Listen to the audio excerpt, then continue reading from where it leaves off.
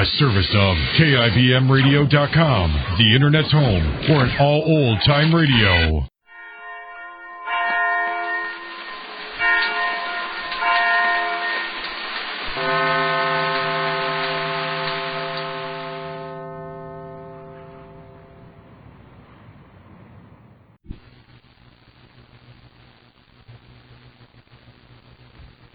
And now, Backstage Wife, the story of Mary Noble and what it means to be the wife of a famous star. At the Nobles' home in Rosehaven, Long Island, breakfast this morning was a tempestuous occasion. First, Claudia Vincent, the house guest whom Larry invited to stay with them, read Marty Rufus's Broadway gossip column in the paper and left the room in hysterics. Next, Mary picked up the crumpled paper and read the troublesome item, and her reaction was almost as surprising. For with scarcely a word, she left the room, and a few moments later was heard driving the family car rapidly down the road. Even Maud Marlowe, the devoted family friend, raised her eyebrows when she scanned this particular column. And now, Larry is left alone in the dining room, trying to smooth out the paper so he can read it. What the devil has suddenly hit this house today, anyhow? Because a Broadway columnist writes a silly piece. I'm hanged if I'll stay in here by myself and read this thing. Take my coffee in the living room. Maud! Oh, Maud! I'm in here, Larry, at the desk. All right, just stay put for a minute, will you? I can't stand any more bursts of temperament around here. You and I are the actors in this house, and yet it's the others who put on the show. What kind of a switch is that? Have you seen Marty's column? Not yet. I want to sit down and be comfortable. Now then, that's better. Now, where is the confounded thing? Would you like me to find it for you? I wish you would, Maud, and when you found it, I wish you'd read the thing aloud. At least the part that's thrown this household for a loop this morning. All right, Larry. You asked for it. This is the lead item. Go on, read it. Broadway is beginning to buzz with rumors about Larry Noble's new girlfriend. What? Let me finish. All right, go on. It must be serious because he's moving heaven and earth to get her into his current play. She's reported to be strikingly beautiful, and her first name is Claudia. Still waters run deep, and we wonder just how long this has been going on. Come out from that family man pose, Larry, old boy. It won't work now. And that, I hope, is all? That is all. Ah, the stupid idiot. Where do you ever get hold of a story like that? Don't ask me, Larry. But I've always been told that a columnist had to be terribly careful about his material in order to avoid libel suits. Well, Marty Rufus has got hold of the wrong dope this time. Good. Then you could make him print a retraction. I'll do better than that. I'll look him up and I'll beat the daylights out of him. Oh, that would be just fine, Larry. Then everybody would believe this story. Oh, yeah. Yeah, I guess you're right, Maud. But he's not going to get away with this. Why the devil can't he mind his own business? Broadway columnists aren't paid to mind their own business, Larry. They're paid to snoop around and find out who is misbehaving. And then write about it. Yeah. Well, he certainly made a fine mess of this. Hasn't he, though? You don't know all of it, Maud. He's absolutely ruined everything. Well, that's what Claudia said. I wondered at the time what she meant. Ah, it's a shame about Claudia. The poor kid. She deserved a better break than this. Why? Why? Because she's had a bad time for years. Hang it all. This is a mess. No wonder Claudia's hysterical. What about Mary? What's Mary got to do with this? It doesn't concern her. No? Oh, that surprises me, Larry. I thought being your wife, she'd have a right to be concerned when Broadway gossips talk about your beautiful new girlfriend. Oh, for heaven's sake, Maud. Try to use a little sense, can't you? Don't you see this is bad enough without making it sound worse? Your tender concern for Claudia at this point leaves me rather cold, if you must know. Since she's made so much trouble already, why don't you just admit that she'd be better off somewhere else? Breaking up some other home, if necessary. You don't know what you're talking about, Maud. You've got this all wrong. Won't have Marty Rufus breaking Claudia up before she even gets her start. I'm going upstairs and tell her it's all a darn shame. Maud Marlowe watches Larry Noble start for the stairway, and now she wonders whether Mary's fears about Larry's alleged interest in Claudia were not justified from the start. And a little while later, in the village of Rosehaven, Mary is just coming out of the bank, where she has put her recently acquired securities into her safe deposit box. And as she turns to walk down the street, she hears... Mary? Oh, Mary, wait a minute, won't you please? What? Why, Rupert Barlow, I couldn't imagine who it was. Well, I've been trying to call your attention for almost a block without frightening you to death with the horn. Where are you going? I've been. I just went to the bank to deposit the papers you brought back to me. Splendid. And now what? Now, nothing. Do you mean to say that you haven't a list of shopping a mile long? Not a single thing, Rupert. Fine. Then I insist on driving you home. I'm not going home. Well, then I'll drive you wherever you are going. The trouble with that is, I haven't decided where I'm going. All I know is I'm not going home. Well, at least that's a start. How did you get down here to the village? Did you walk? No, I drove our car I see. Where is it now? at the filling station. This is all very bewildering. You say you aren't going home. You don't know where you are going. Mary, may I make a suggestion? Of course. Why not come along with me? We'll drive out to Montauk Point and look at the ocean. Well, I don't really think I can do that, Rupert. Why not? If you have nothing important to do. I have nothing to do, that's certain. Well, have you any objection to a few hours in my company? No. In fact, it sounds very nice. Good. I'll tell you what, then. You get your car and drive it to your home. I'll follow. And we'll go on from there. No, never mind about the car. Oh, won't Larry want it? Perhaps. I'll leave word with the man at the station. I'll phone Larry and he can walk down and pick it up. It doesn't really matter. Excellent. Where is this filling station? It's several blocks down on the right-hand side. Well, then get in by all means and let me drive you.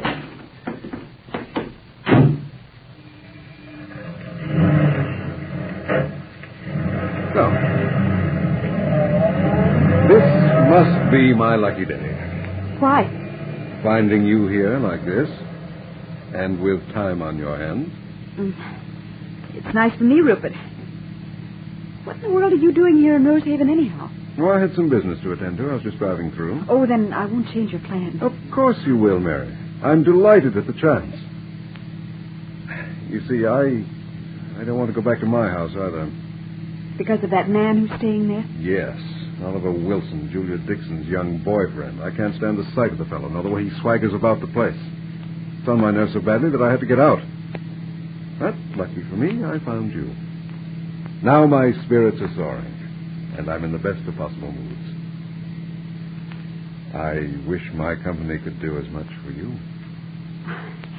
It does help to meet you, Rupert. You've no idea. But it doesn't change the fact that you're very blue. No, not entirely. I'm sorry, Mary. Of all the people in this world who deserve to be happy, you're the first one. Oh, I'm sure that isn't true, but I don't see why things must be quite as bad as they are. Can you tell me about it? Perhaps I could help. There's no way anyone can help. Oh. I'm sorry, my dear. Very sorry. It came as such a shock, and I don't suppose it should have actually, but it did. Some days now I've seen this thing build up. I didn't expect it would come to this. You're speaking of Larry and Claudia Vincent? Yes, it was in the paper this morning, in Marty Rufus' column. Yes, I know, my dear. I saw it. I didn't want to say anything because I hoped you'd missed it. I saw it all right. Plain as day. Well, you may as well face it, my dear. Sooner or later you'll have to, at any rate. Do you know anything about this, Rupert? Is it true? Or is it just a wild rumor? Mary, my dear, I hate to tell you this. It distresses me more than you know. But it's quite true. I'm afraid that Claudia Vincent has completely captivated your Larry. He can't bear her out of his sight. He takes her everywhere. It's become the talk of the town. It's a wonder it hasn't been mentioned in some column before this.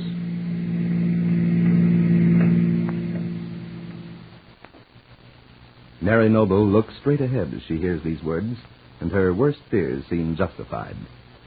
We wonder if this will lead to a serious rift in the heretofore happy Noble family.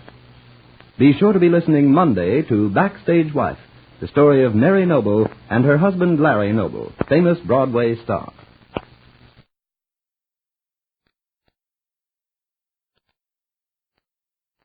Countdown for blast off. X minus 5, 4, 3, 2, X minus 1, fire.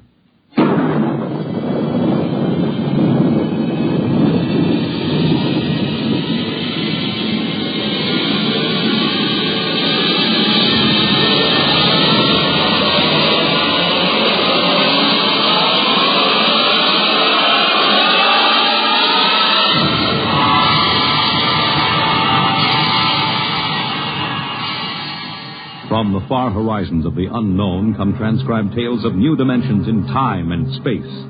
These are stories of the future, adventures in which you'll live in a million could-be years on 1,000 maybe worlds.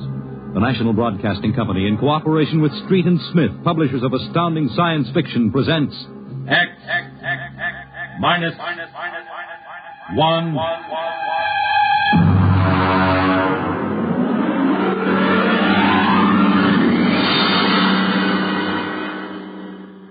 Tonight's story, First Contact, by Murray Leinster.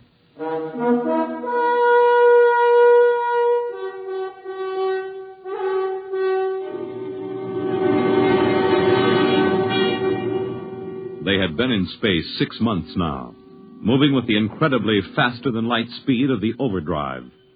In 6 months, they had gone from Earth outward and outward to the crab-like nebula with the twin stars. A routine flight of exploration and scientific research. Solid object about 90,000 miles away, sir. Located, Dort. Exactly. Identify it. A small object, sir. Captain, I've never seen anything like this before. Whatever it is out there is coming toward us at an incredible speed and retreating to zero just as rapidly. What's the mass of the object, Dort? Well, it varies with the distance from us, sir. Step up the scanners. Well, nothing, sir.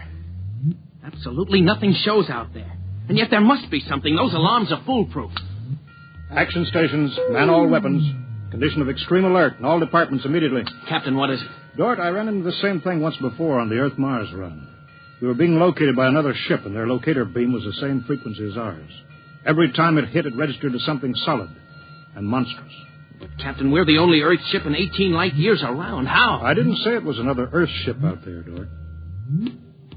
Another race? That's right. There's a spaceship out there, all right. But it's not manned by human beings.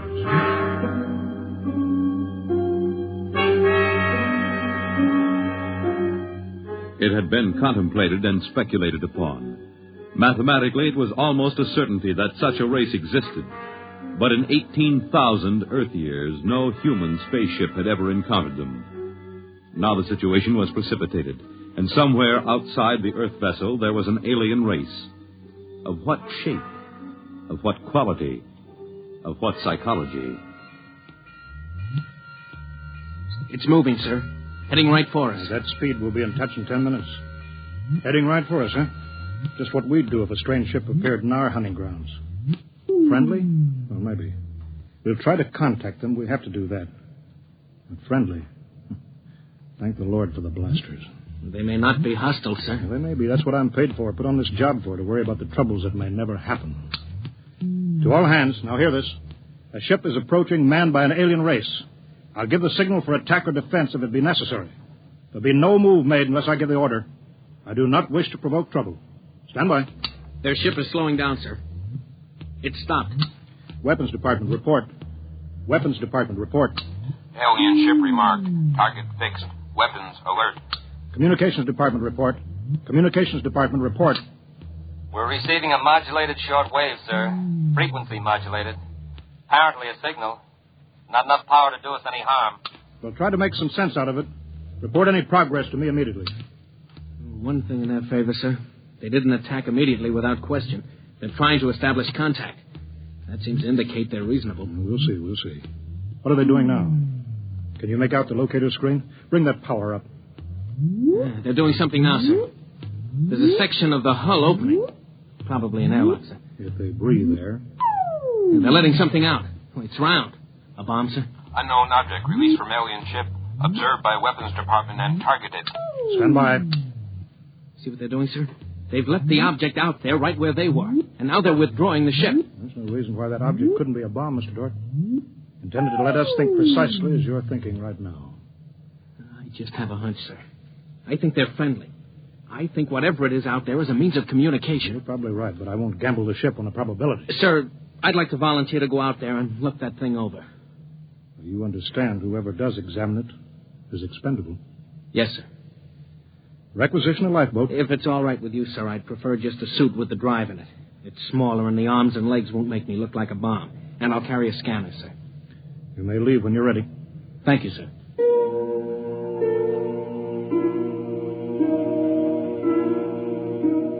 I'm all ready. Clear the lock and let me out.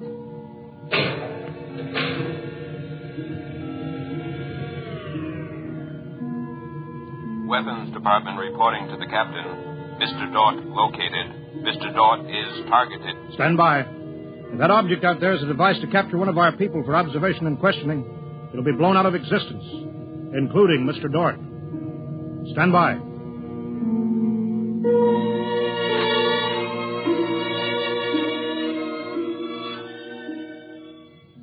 Mr. Dort. Mr. Dort. Report. Object, as you can see on the scanner, sir, is covered with many small horns, like the detonating horns of the obsolete mines formerly used in naval warfare. Is that their purpose, do you assume, Mr. Dort? I'm going to find out, sir. I'm going to grab one. Mr. Dort. I'm here, sir. I don't think this is a mine.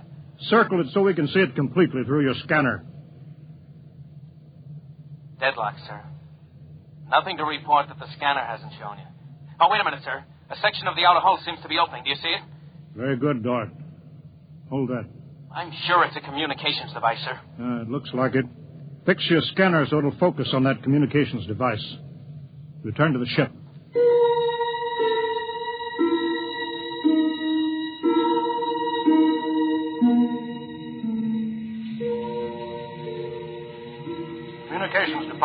Communications Department. Progress report, please. We've established communication, sir. Is there a psychologist on the team down there with you? Yes, sir. Mr. Burns is working with us. Will both of you please report to the bridge at once?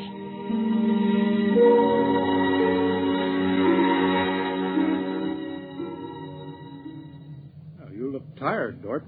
We've established fairly satisfactory communication, sir. They seem to have highly developed thought patterns. We got a satisfactory translation from the machine on the fourth attempt. We can say almost anything we want to say to each other now. Of course, how much of what they tell us is the truth, we have no way of knowing. Mr. Burns, you're the psychologist. What do you think? Well, I don't know, sir. They seem to be completely direct. They haven't let slip even a hint of the tenseness we know exists. They act as if they were setting up a means of communication for friendly conversation, but, well, there's an overtone that... Yeah? Well, Mr. Burns, I have a decision to make.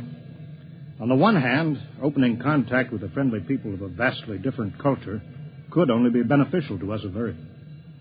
On the other hand, if they're hostile, I ought to blast them out of existence without any other preliminaries. Oh, but, sir, you can't... I'm not talking to you, Dort. It's not warranted yet, sir. Yes. Now, hear this, all departments. Hear this, all departments. This ship is on an extended alert. Provisions will be made so that personnel can have maximum rest and nourishment.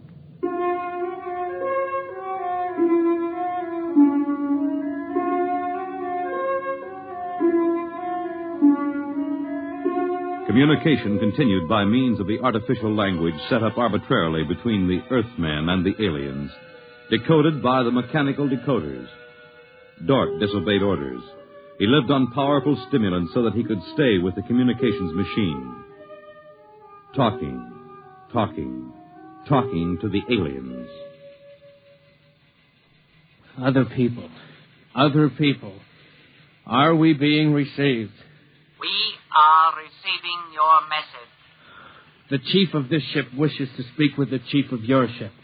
The message is heard by the chief of this ship. The chief of this ship communicates that he will hear the message of the chief of that ship. Go ahead, sir.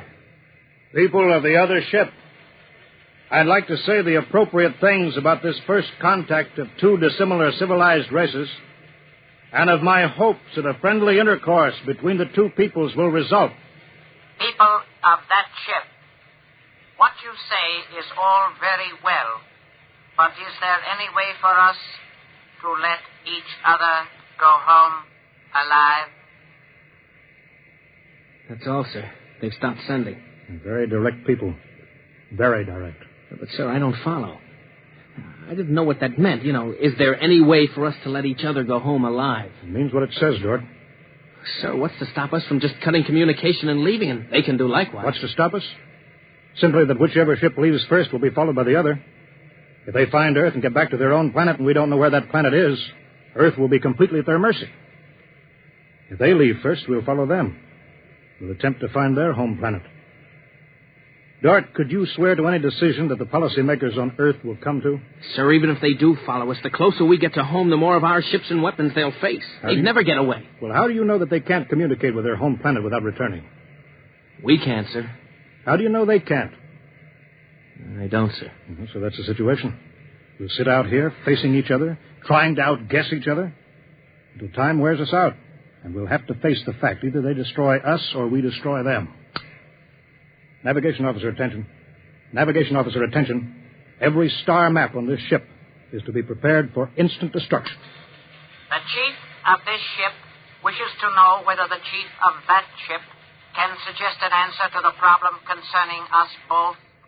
Do you want me to answer that, sir? I'll answer it myself. Tell me when to talk. Now, sir. I am giving that matter personal attention.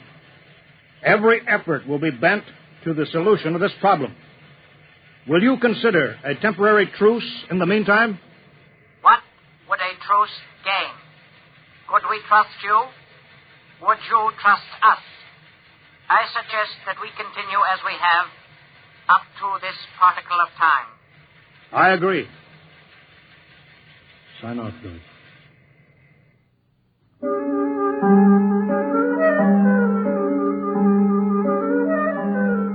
Weeks went by, and during the weeks, the exchange of information continued without let-up. What particle of time are the people on that ship at? The resting time. All rest except myself and others on alert duty. Same on this ship. You people of that ship are very similar in many ways. Do you have a family? I have a mate. I have a mate and 3 offspring. It is too bad for them, as well as us, to have to kill each other. This ship can't see any way out of it. Can that ship? If we could believe each ship, yes.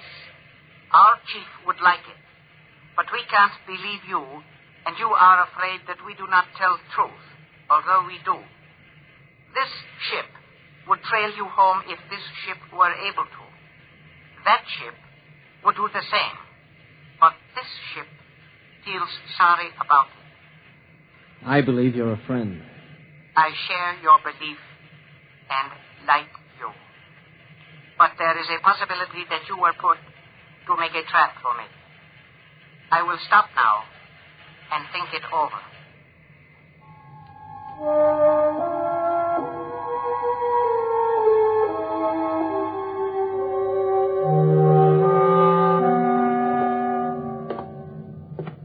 Just sit down, Dort. Control yourself. We're all under tension. Doesn't do any good to pace like some caged animal. Yes, sir. All right, now I've read the complete transcription of your conversations with this one alien. What does it prove, Dort? Sir, these people are so much like us in their thinking. Well, sir, they're likable. They're likable and they breathe oxygen. Their air is 28% oxygen instead of 20. But they could do very well on Earth. It'd be a highly desirable conquest for them. Dort, I'm as set against violence as you are. I don't see any way out of this. And I think we've got to break this status quo. So if in 70 hours we don't see any other way, then I have no further choice. I'll blow them to bits.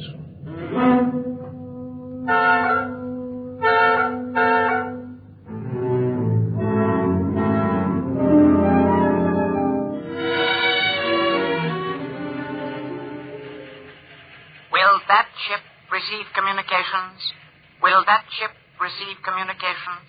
This ship is listening. It seems to me better to communicate than to sit by the machine silently. I would have called you, but you signed off before. The problem goes around and around. I find no answer. Perhaps we could turn our thoughts to other things. The psychologist of this ship tells us that you people on that ship have a threshold of tolerance to tension. He tells us that you will be forced to take one action or another in a period of less than 100 time particles. I have no communication on this matter. Well, the ship is not trying to extract unwilling information from that ship, but truth is mentioned in passing. A report of this conversation will be carried to the chief of this ship. It would be so. We are prepared. If only the people of this ship could meet in direct contact with the people of that ship, it might be better. We could not communicate then. The communications machine is too large to carry from place to place. In direct contact, the peoples of the two ships would be further apart than now. That's true. I am sad. Much that is pleasant has passed between us. I am sad, too. We are not yet ready for each other. We are not yet ready for each other. It's hard, isn't it, Doc? Well, Captain, I'm sorry. I didn't know you were here, sir. I've been here for quite a while. Eavesdropping, I'm afraid. It's all right, sir. Nothing can be personal in a situation like this. Yeah, that's right. How long is 100 time particles, Dort? Pardon, sir? That reference he made to us not being able to stand tension is interesting. Their psychologists seem to make more out of us than we do out of them, don't they? Yes, sir. They hit the nail right on the head. Yes, they did. I think, Dort, we'll just have to push our timetable up a bit. No further communication with the aliens under any circumstances. That's clear, isn't it? Yes, sir. Sir, if they know so much about our psychology, isn't it possible that remark was intended to make us act more quickly? Probable, Dort. Probable. Well, why would they do that, sir? Why? You tell me why, Dort. All of a sudden, I have an idea, sir. And it's crazy. It doesn't matter how crazy. I'll listen to it. Sir, I think these people are playing some kind of a joke on us. Joke? A joke, Dort? Yes, sir. Over and over again, I've noticed what I think is a sense of humor. A highly developed sense of humor. Do you recall when we went to all the trouble to set up a fictitious star map and then they just sent us back a mirror image of the same one? I think somehow they're playing a joke on us. Well, maybe you're right. In which case, you've seen practical jokers, Dort. Their jokes aren't always funny. Sometimes they hurt people.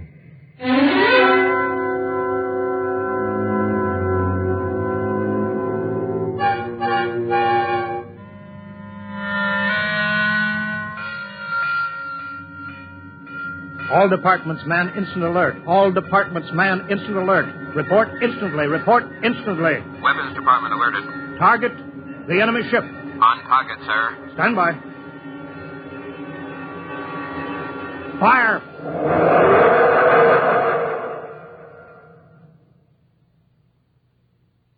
They're gone, sir. Not a trace of them left. Not a tiny trace. Now we can go home.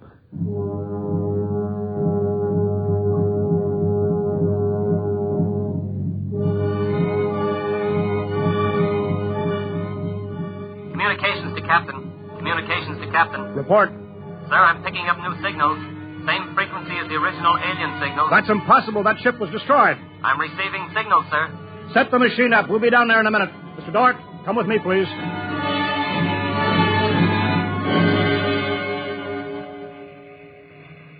It's good to be on the way home. Yes, it is good. Do you suppose we'll ever figure out what happened to the other ship? Never. A blinding flash and they were gone. I suppose they couldn't figure a way out of the situation. An unstable people. They had no sense of humor to cope with the situation. They exploded themselves out of existence. It seems reasonable. They must have had powerful weapons to destroy themselves so completely. Yes, what a shame. In a way, I grew to like them. This isn't meant for us, sir. I don't know what's happening, but I think we're overhearing a private conversation. I understand, Dort. Be quiet, will you? Many things might have come out of a relationship with that people. They were describing a disease they call cancer. I think it is similar to the Frogren syndrome. We might have helped them. They might have helped us, too. Well, too bad. We'll never find them again, I think. The odds of such a chance meeting in the vast space of the whole universe. There are no figures for such odds, are there? Turn it up, Gord. Turn it up louder. That's all there is, sir. The signal stopped there. Sir, I don't know how, but somehow when we fired at them, we didn't destroy them, but we did set up a condition whereby they've become invisible to us, and we've become invisible to them. Captain to Engineering Department. Halt, forward motion. Captain, why are we stopping? Listen, George, you say they're invisible. They are, but they're not destroyed because we just heard them. They're out there somewhere. Invisible. Well, you heard them, sir. They're heading for home.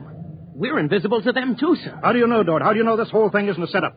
Well, suppose that's true, Captain. You heard their conversation. They weren't talking like any monstrous people. They seemed decent and warm, just as decent and warm as we are. How do you know this conversation wasn't planted, deliberately set up for us to hear? How do you know that, Dort? Yes, sir, you're right. They may be out there and they may not. They may be telling the truth or they may be trying to trick us. They may be friends or they may be the most deadly enemies. You said they had a sense of humor, Dort. What a joke to play. To deliberately set up a situation where we wouldn't know fact from fantasy, truth from lie. Wouldn't that be a joke, Dort? Yeah, but we don't know that they did that, sir. And we don't know that they didn't. We don't know anything. Sir, does that mean we never go home again? I don't know. I have to think about it. I have to think about it.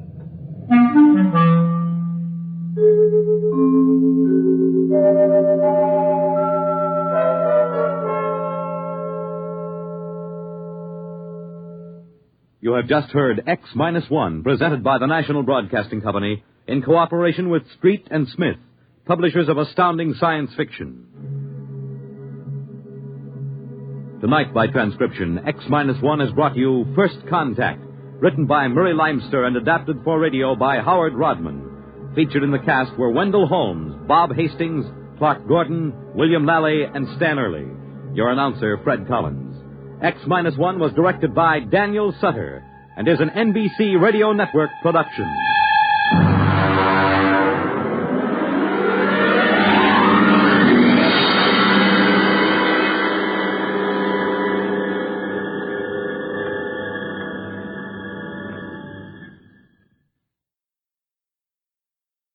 Next week at this time, over most of these stations, NBC will present This is Carnegie Hall, a special concert featuring the Symphony of the Air Orchestra.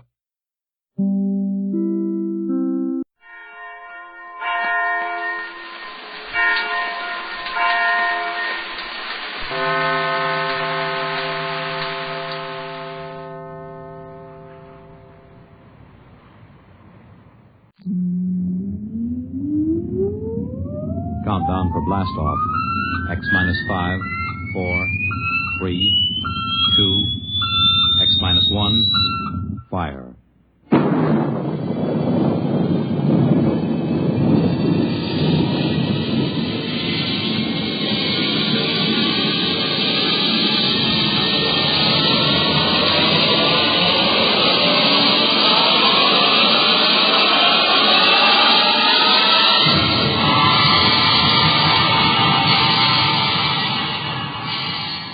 From the far horizons of the unknown come transcribed tales of new dimensions in time and space. These are stories of the future, adventures in which you'll live in 1,000,000 could-be years on 1,000 maybe worlds. The National Broadcasting Company, in cooperation with Street and Smith, publishers of astounding science fiction, presents X-1.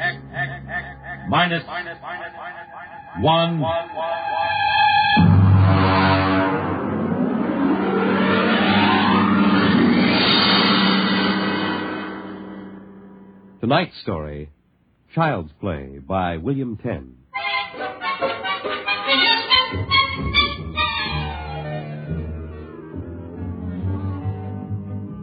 My name, Sam Weber. My job, an attorney, and a pretty successful one, if I do say so myself. Maybe you won't believe it. My best friends find it hard to believe, but I used to be a completely different guy. Frightened, sickly, nearsighted, a real Mortimer Meek. No kidding. That was 10 years ago. The big change in me began to take place on a cold December morning in 1955. Just a moment, please. Yes, please. Weber? Yes. Samuel? That's right. Okay, Jack. Step back. All right, fellas, bring it in. Just a moment. You must have the wrong... Watch it, Jack. Sign here. Is that for me? Weber, Garden Apartments. It looks like a coffin. I don't design them, Jack. I just deliver them. Sign here.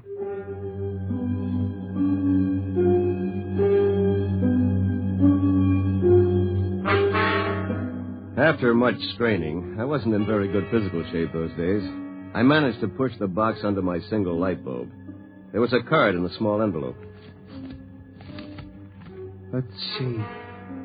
To Sam from your classmates at the Interdimensional and Cosmic Institute. Merry Christmas. 2155. Holy jumping catfish. Hey, mister! Hey, mister! There must be some mistake. Hey! Holy jumping catfish. They were gone. And I didn't even know which delivery company it was. I sat down to think, and it was just beginning to seep into my sleepy brain that maybe this was one of Lou White's practical jokes when I noticed there was something funny about that box. For one thing, it was dated 2155, 200 years from now. And for another thing, it was solid gold. Pop had been in the jewelry business long enough for me to verify that. At that point, I decided to open it up and see what was in it. After about a half hour of fumbling, I gave up. All right. If you won't open, you won't open.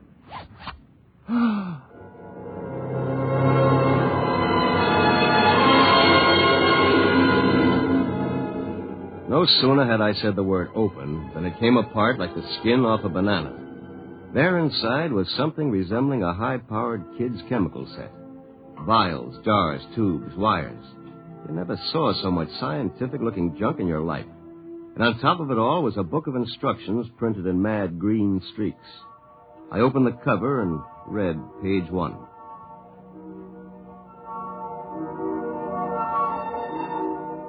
Build-A-Man set number 3. This set is intended solely for the use of children between the ages of 11 and 13. The equipment will enable the child to build and assemble complete adult humans in perfect working order. A disassemblator is provided so the set may be used again and again with profit. Refills and additional parts may be acquired from the Build-A-Man Company, 928, Diagonal Level, Blunt City, Ohio. Remember, only with Build-A-Man can you build a man.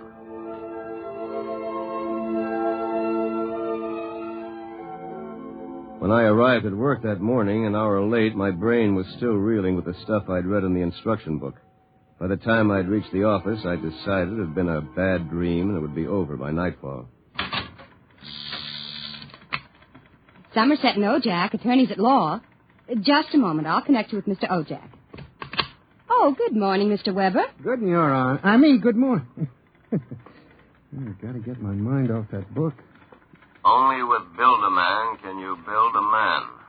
It must have been a dream. Probably go home tonight and find the place empty.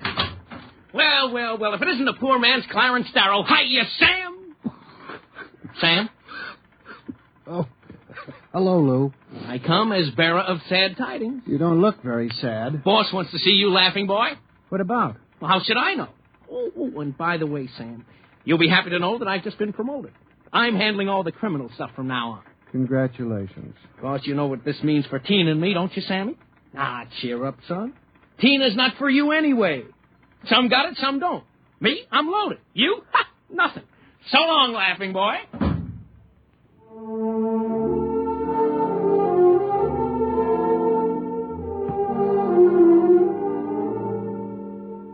That was my good friend, Lou White. Lou was one of those guys who always lands with his feet firmly planted in the back of somebody else's neck. In the year I had known him, he'd already managed to steal the job I wanted, and he was now working on the girl I wanted. Her name was Tina. Tina Velvet. She was...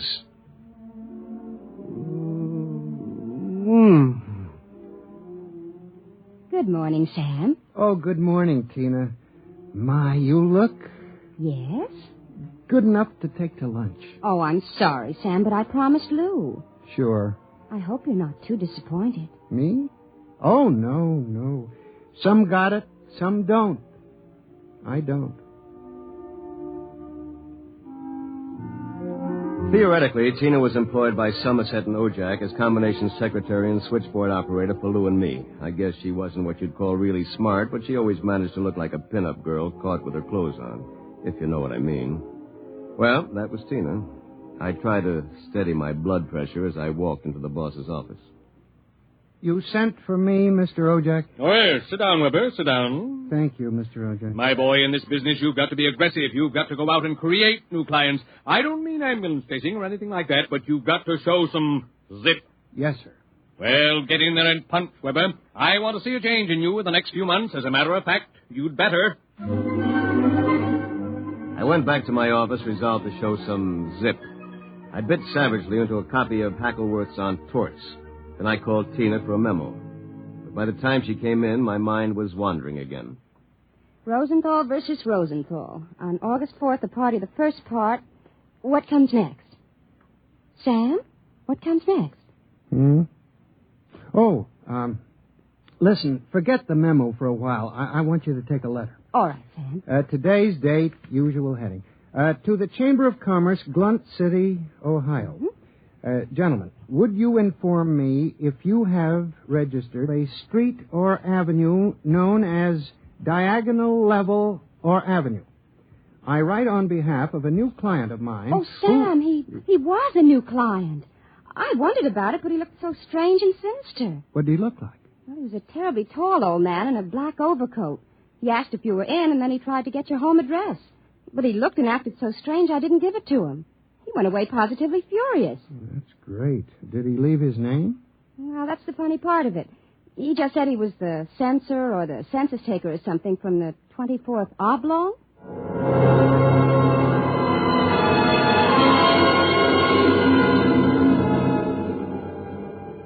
I left the office early and went home.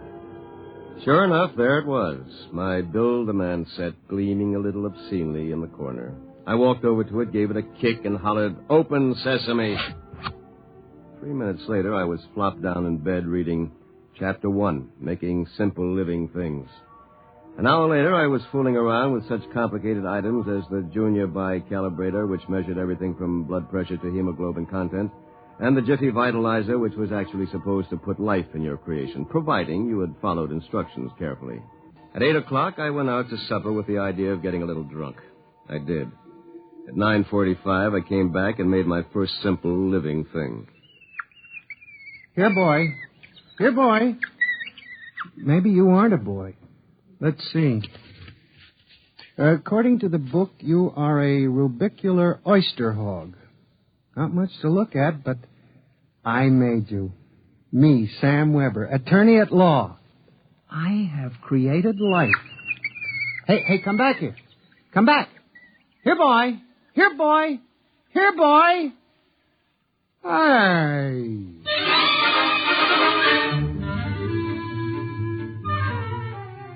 It was no use. My rubicular oyster hog, which was a cross between a field mouse and an oyster, had run out under the door and into the world. Next morning in the office, I turned to Chapter 2, Duplicating Babies and Small Humans. Assemble your mannequin, setting all molds to the indicated calibrations. To disassemble a model, use the disassemblator provided with the set. If you cannot destroy your creation, the law requires you to call the census keeper for your oblong. Good morning, Sam. Here's that memo on Rosenthal versus Rosenthal. Also a letter for you. Shall I read it? Please. Dear Mr. Weber, there is no firm at Blunt City bearing the name of Build-A-Man, nor do we have any thoroughfare called Diagonal. Sincerely yours, Thomas Plantagenet, Mayor. Well, that's that. Oh, by the way, your client was here again this morning, the ghoulish one. What'd you tell him? I said you'd be in later. Thanks. Will that be all, Sam? Yes. No.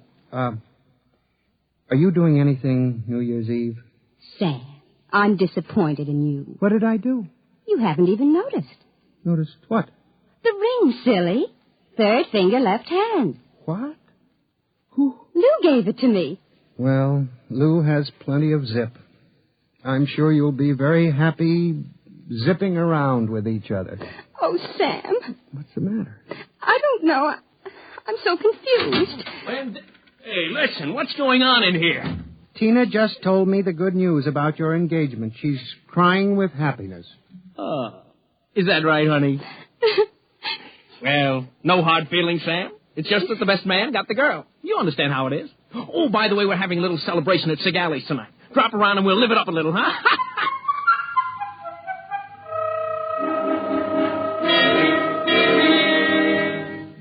I went home feeling like a man who had been stuffed into a washing machine with the dial set at rinse dry. I was a failure. My job was a bust. My girl was going to marry a football player. I'd been playing God with a chemistry set from some crazy futuristic world. And the bill collectors were hot on my heels. Why not? Think of it. A Sam Weber without all the psychological problems you've got. A dynamic, uninhibited Sam who could win a girl like Tina by sheer magnetism. Then when it was all over, we'd just take the old disassemblator and presto. And I can do it, too.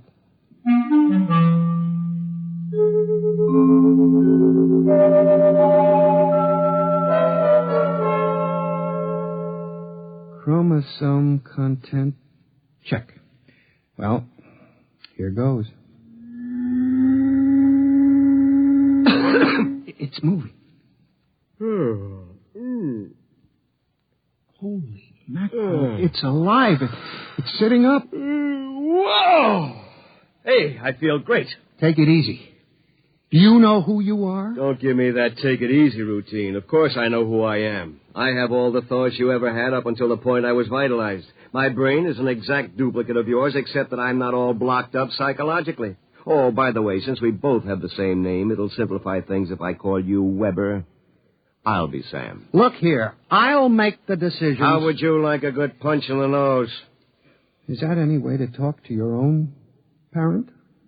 I did create you, you know. And don't think I don't appreciate it, Weber, old man. But let's get one thing straight. I live my life and you live yours. Got that? Who pays the rent? You do. For a while, anyway. I haven't decided whether or not I want to stay in the law business. The law business? It'd be a shame to waste all that good training, though. We went to Harvard, didn't we? On the other hand, I want to spread out a little. Tina's the kind of girl to whom money is very important. Tina? What'd you expect? We're not quite the same, you and I. I've got zip. Don't use that word. Sorry. Now, how about some dinner? I'm starved. We'll have to go out. I'll need some clothes. Sorry, I only have this one suit. Fine, you can lend it to me. But what about me? I'll bring you a sandwich after I come back from Sigali's. Sigali's? You haven't forgotten, have you, Weber? We're invited to the celebration, Tina and Lou White. Only it wouldn't look quite right if we both showed up. So I'll tell you all about it. Now, come on, off with the suit. And no nonsense.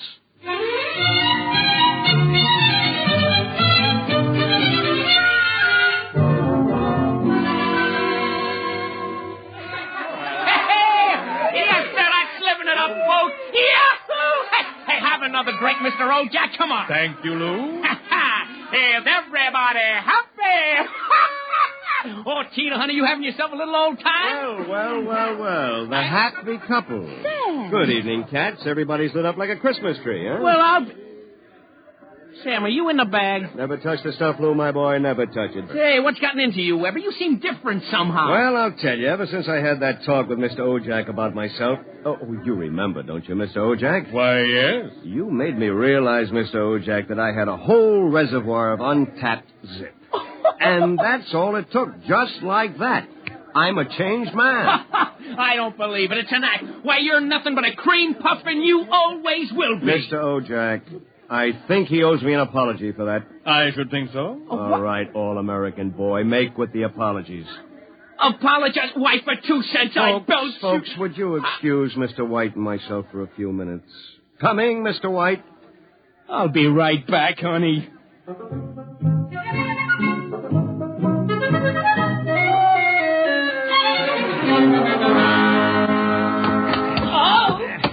Okay, big boy, you've taken enough punishment. Lou,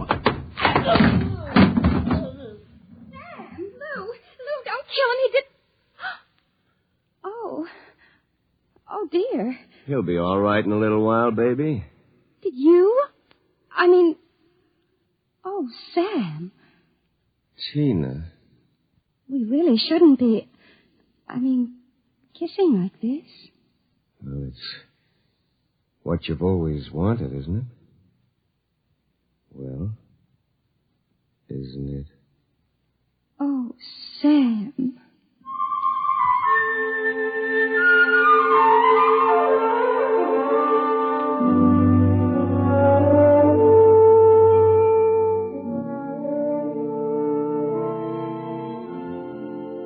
By this time, he's probably kissing her.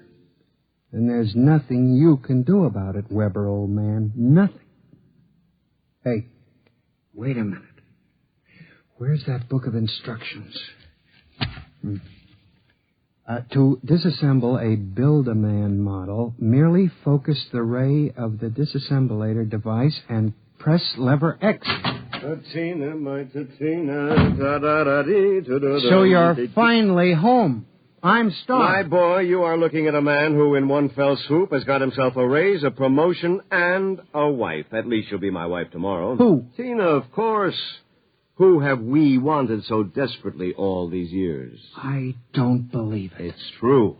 I had to put on quite a show, but all around it was a real success.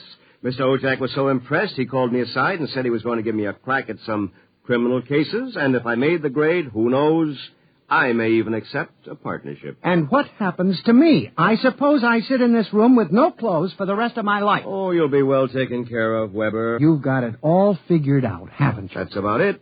Only you neglected to consider one thing. Oh, what's that? This. Oh, come on, put that down. I'm going to melt you down like a Welsh rabbit. Weber, you can't do that. It's murder. It's like killing your own son. Take off my suit, you phony. You won't be needing it again. You're going through with it, huh? I am. All right.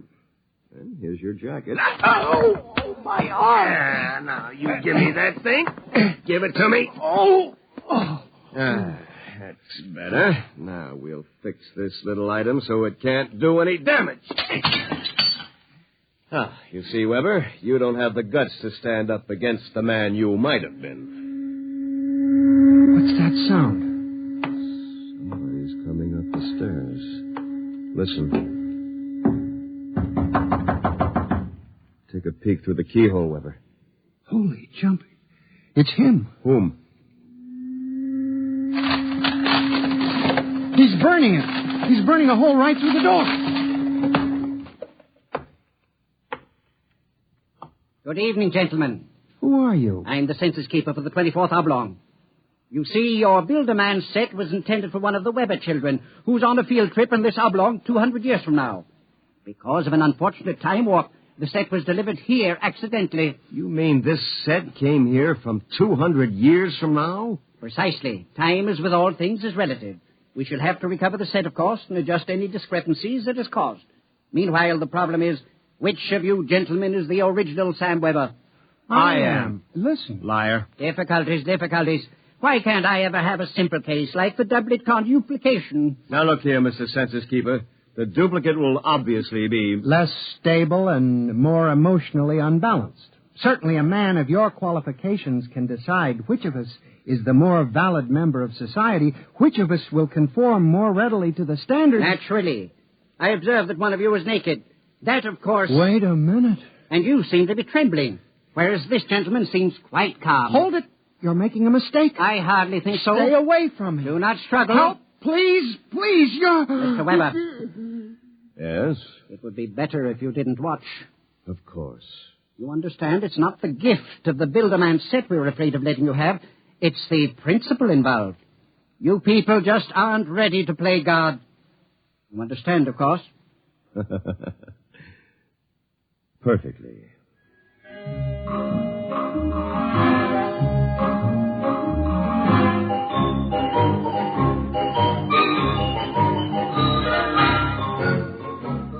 Well, that's my story. Within 10 seconds, the old Sam Weber had been completely dismantled and packed into the box. Tina and I were married, as you know, and I went on to become a full partner in the firm of Ojak, Somerset, and Weber. Oh, and by the way, Tina and I have been doing quite successfully what the old Sam Weber and his Build-A-Man set made such a mess of. We have 1, 2, 3 little conuplications. Sam Jr., age 4, Samantha, age 3, and Samina, age 2 months. Good night. You have just heard X-1, presented by the National Broadcasting Company in cooperation with Street and Smith, publishers of astounding science fiction. Tonight, by transcription, X-1 has brought you Child's Play by William Tenn, adapted for radio by George Lefferts. Featured in the cast were Bill Zuckert as the truck driver, John Gibson as Sam, Grant Richards as his alter ego, Peggy Lobbin was Tina, Ted Osborne played Mr. Ojak, Bob Hastings played Lou, and Guy Rep was the man from the Census Bureau. Your announcer, Fred Collins. X-1 was an NBC Radio Network production.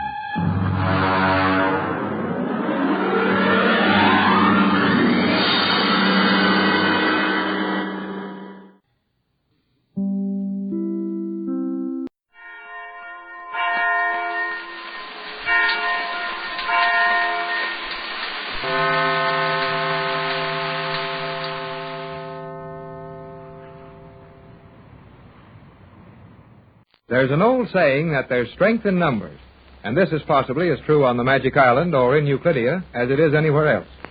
The Gregory party of 4 has now grown to 5, with the addition of the Euclidean girl submarine commander. The girl whom we have known only as the commander has been sent to live with our party as a punishment for aiding them to escape from the Magic Island. She's a very lovely and clever young person and will be known from this time on as Elaine Raleigh. In the living quarters set aside for Mrs. Gregory and her loyal friends, Joan and her mother are fitting one of Mrs. Gregory's dresses on Elaine, while Jerry and the captain are out trying to get a little more information on their position. I know I'm right, Captain Bradford. Well, I hope you are, Jerry, but this doesn't look much like it. Well, just the same, I think we should keep walking along this narrow little hallway. At least it was built here for some purpose, and the more we learn of this place, the more chance we have of escaping from it. I know one thing for sure. What's that? Nobody can hear us talking in this tunnel. How are you so sure of that? Well, the commander told me so. Elaine? Yep, that's right. I've called her the commander so long that it's hard to remember to call her anything else. So Elaine is sure a swell name. It is a pretty name, Jerry, and Elaine is a very attractive girl. You bet she is. I think she's mighty nice. Well, I'll agree with you, son, but if you don't mind, I'd like to give you a little advice about her. About Elaine? Mm-hmm. Elaine and all the rest of the ladies. Yeah? Well, what is it? Well, Jerry, just as one man to another, I'd say that it might be just as well if you didn't say too much about how nice you think Elaine is, especially when Joan is around. Oh, sure. I figured that out for myself. Joan gets all steamed up every time I say something nice about the girl. Yes, you may find that such things will happen to you from time to time. Yeah, I know that. Women are all alike. Oh, but I guess they can't help acting like that. And they're pretty nice. Not bad, Jerry. And if you understand them that well, I'll let you alone to work out your own problems with it. Yeah, but Elaine is mighty smart about things in this crazy place. And when she says nobody can hear us in this tunnel, I know it's right. Well, at least it's worth taking a chance on. But why do you think she was so insistent that we explore this passageway? Well, you started it all by what you said at dinner last night. What was that? Well, when you said you thought there must be some easier way to get out of this underwater city than taking a submarine out through those locks. Well, I naturally figured that anyone as clever as these Euclideans are would have more than one exit. There would always be an emergency outlet someplace. That's the idea, and Elaine says there is. And she thinks this steel shaft is the answer? That's right. I wonder. Well, we're going back away from the city now and climbing at the same time. I'd say this was very near that elevator shaft we came down from the island to the underwater city. That's what I think. I've got an idea, Tex. Well, it may be crazy, but I wish you'd listen to it. Well, right ahead, Jerry. Ideas aren't so plentiful that we can afford to waste any of them. Well, that universal solvent of yours, that's the only thing we've got that's better than anything the Euclideans have, isn't it? Yes, I expect that's right. And the only way you can use that is to have it where you can turn it loose or pour it out or spill it or let it run down on something? That's right. Our only real hope to use my solvent as a threat when we try to capture this place is to find the highest point in the city, suspend a quantity of the solvent there, and threaten to release it and destroy the city. That is, unless the Euclideans surrender at our terms. Okay, that's swell. And that fits right in with what the commander, Elaine, said. Yes, go on. Well, she figures that this tunnel we're walking in comes out inside that mountain that the crater of the volcano is in. Only this thing goes right up inside one of the little peaks around the crater. And that the opening at the top is only 30 or 40 feet below the water. Well, if that's true, say, we're as good as off this place right now. But we'll have to be sure that nobody else knows what we know. Oh, what could they do about it? Prevent our coming up here, for one thing, and close this off for another. Yeah, they'd do that all right. Hey, Tex. Oh, listen to our steps. Yeah. We're off that noiseless steel and walking on rock. Good, solid rock, too. Begins to look as if your girlfriend is correct. Boy, it sure does. But it looks like there's something here she didn't know about. What? Oh, a steel door, eh? Mm-hmm. And a mighty heavy door from the looks of things. Well, now, if we can get this open, give me a hand here, Jerry. Aye, aye, sir. I'll say, this isn't going to be any too easy. No. Must be some way to get it open, though. I don't like to make too much noise or stay up here too long. We might get caught at it, and that would spoil all our plans. Oh, sure, but, well, we may not get many chances to come up here either. I think we ought to try getting through there right now. Well, your guess is good as mine and Euclidia, Jerry. Come on, we'll try some more. This is... it's sure funny. The door looks like it was stuck to the sides. All the way around. Yes, except on the bottom. Here, put your hands flat against the door, and we'll try pushing down on it. Down? Down. Okay, Skipper. Here we go.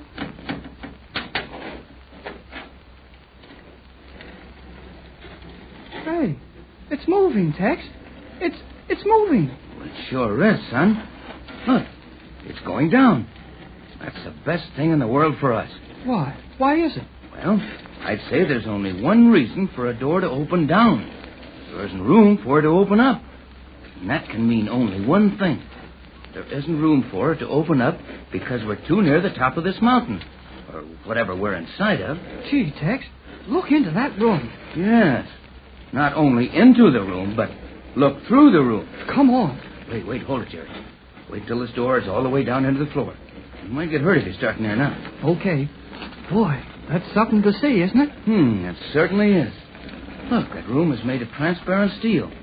And it's mighty near the surface of the water. Why, it must be. Yep. Why, the water's light enough that you can see all around in the room. How deep could the water be and let in that much light? Well, I don't know exactly, but I'd say, not over 4 or 5 fathoms. Not more than 30 feet? Oh, something like that, I think. Gee, Tex, if we're only 30 feet below the surface of the water, we could swim out if we had to without getting hurt. Yeah, we could do just that, son. Well, everything seems to be stationary. Come on, let's go on in. Gee, this place isn't very big. Plenty big enough for an escape chamber, and that's just what it was designed for. Well, how do you get out of here? I'm trying to figure that out. I think I have. How? Now, look, see that valve down there in the corner? Huh? Oh, yeah. I get it. Air pressure. Right, boy. Either air pressure to bring the pressure of this room up to that outside, or to flood this lock with water. Be hard to get out of here and into the water at that. That's a long time to hold your breath. I don't have any idea that you're supposed to hold your breath while you're getting out of here. Well, how else can it be done? Looks more to me as if this whole room was a lock. Yeah, a floating lock. It can be forced up to the surface of the water. Well, looks like the locks they used to get that rocket plane out of that underwater city. Exactly. I think when our time comes to escape from Euclidia, this is the way we do it. And you can leave some of your solvent out in that hallway, so we'll eke down through into the city and let the ocean flood in and destroy everything. That's it, except that we'll give the Euclideans a chance to surrender and become good citizens of the world. You know, after all, Jerry, we're here to stop those scientists before they do a lot of harm in our world with their inventions and discoveries. Our business isn't to hurt anyone. Well, I guess not. But they wouldn't worry about hurting anyone else. Well, do you know of anyone they've hurt? No. Yeah. How about that old sailor who got the first radio message off to us? He wasn't hurt. He's alive and well, a prisoner like the rest of us. Maybe you're right. But will these Euclideans behave if we do capture them and take them home? We'll put them where they'll have to. In jail, you mean? No, I don't think so. You know, I doubt very much if it's possible to prove anything criminal against them. At least nothing serious enough to keep them in a prison for life. You know, after all, Jerry, all they've done is to be just a little too brilliant for the present order of society. While that may be dangerous, well, certainly isn't criminal. Well, if we can't put them in prison, where can we put them? Well, Mrs. Gregory has money, Jerry. Almost unlimited money. Many of her friends are equally fortunate.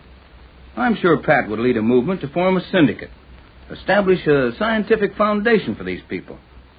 There they would be allowed to carry on their work, but they'd also be watched to see that anything they developed would only be used for good. It sounds okay, but it sure costs a lot of money and plenty of trouble. It's the only answer I can think of. Well, I hope they refuse to surrender, and we can turn this water in on the whole bunch of them. Now, Jerry, you wouldn't do that. Well, maybe I wouldn't want to do that to the animals they've got down there, but I don't feel very bad about anything happening to the Euclideans. Why, Jerry, they're human, just the same as we are. They're entitled to fair treatment. Yeah, only... Hey, Tex, look. Yeah, I see it, Jerry.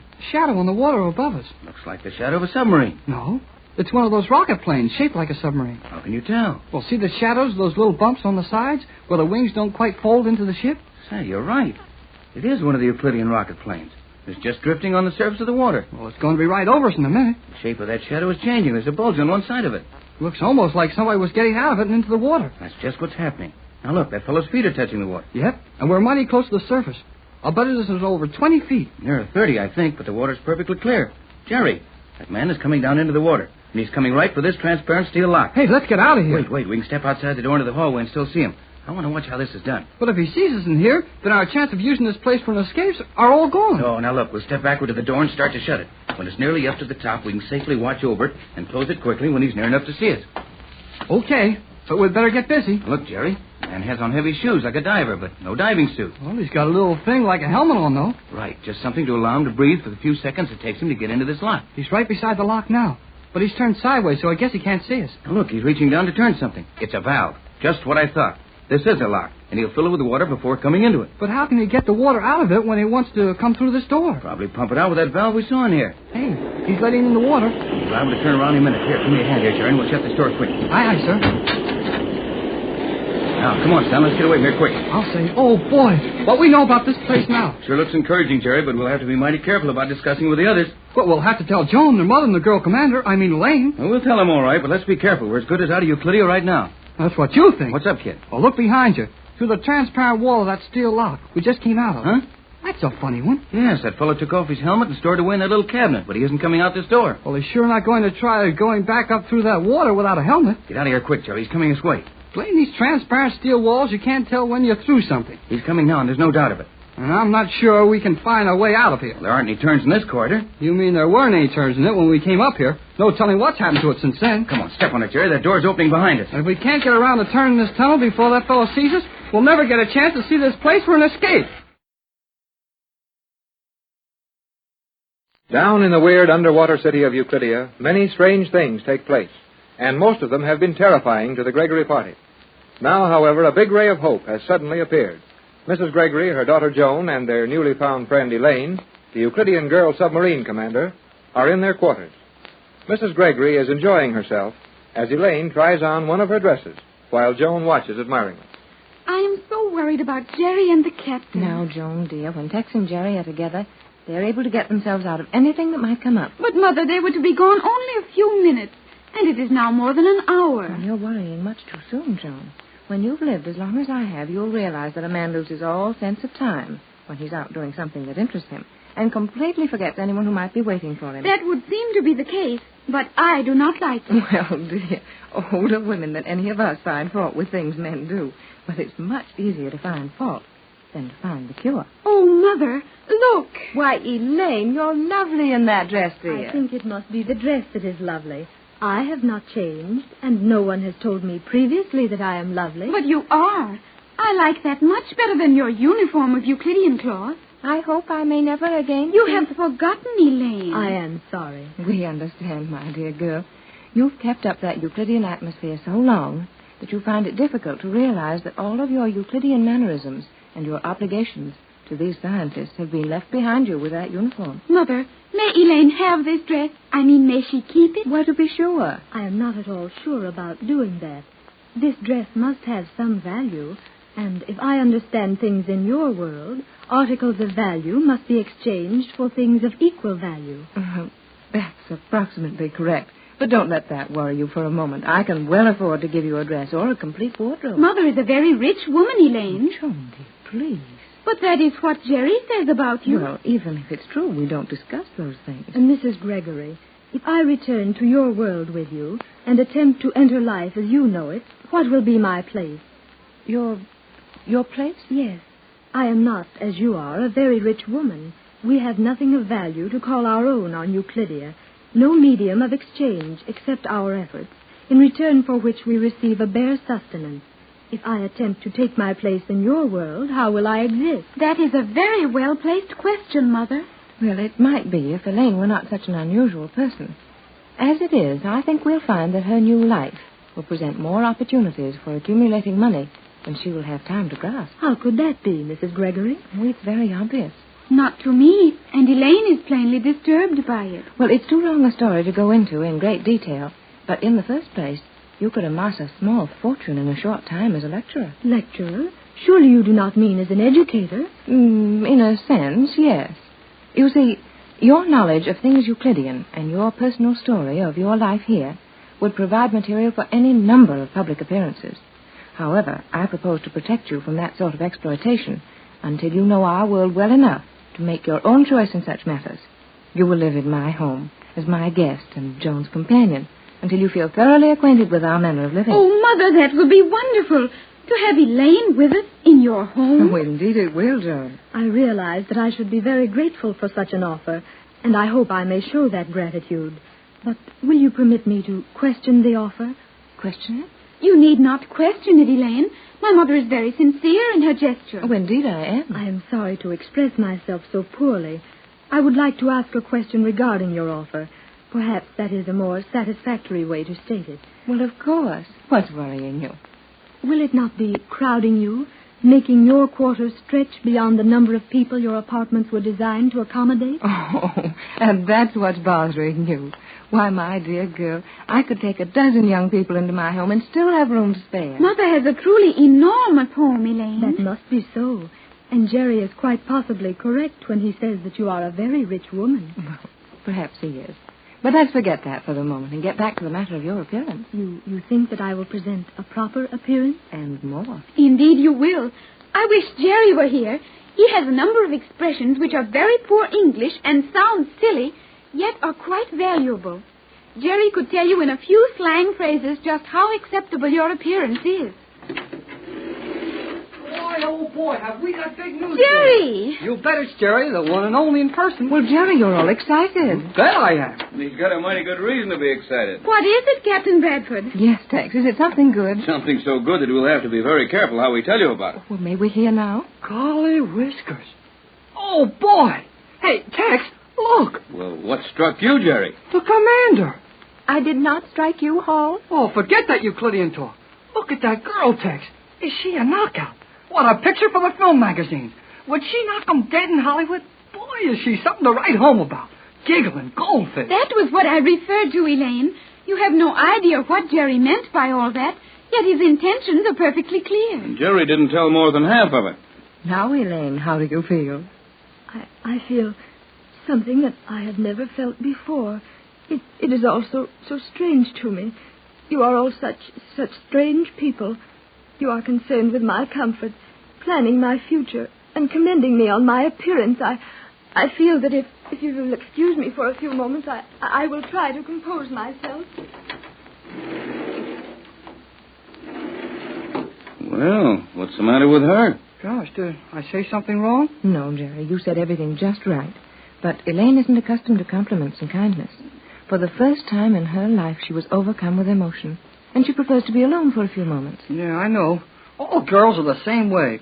When they get too happy to do anything else, they start to cry about it. Looked like a case of tears, all right. I can understand that. My feelings were the same when you first found me on the island. I had known nothing of affection, love, or kindness.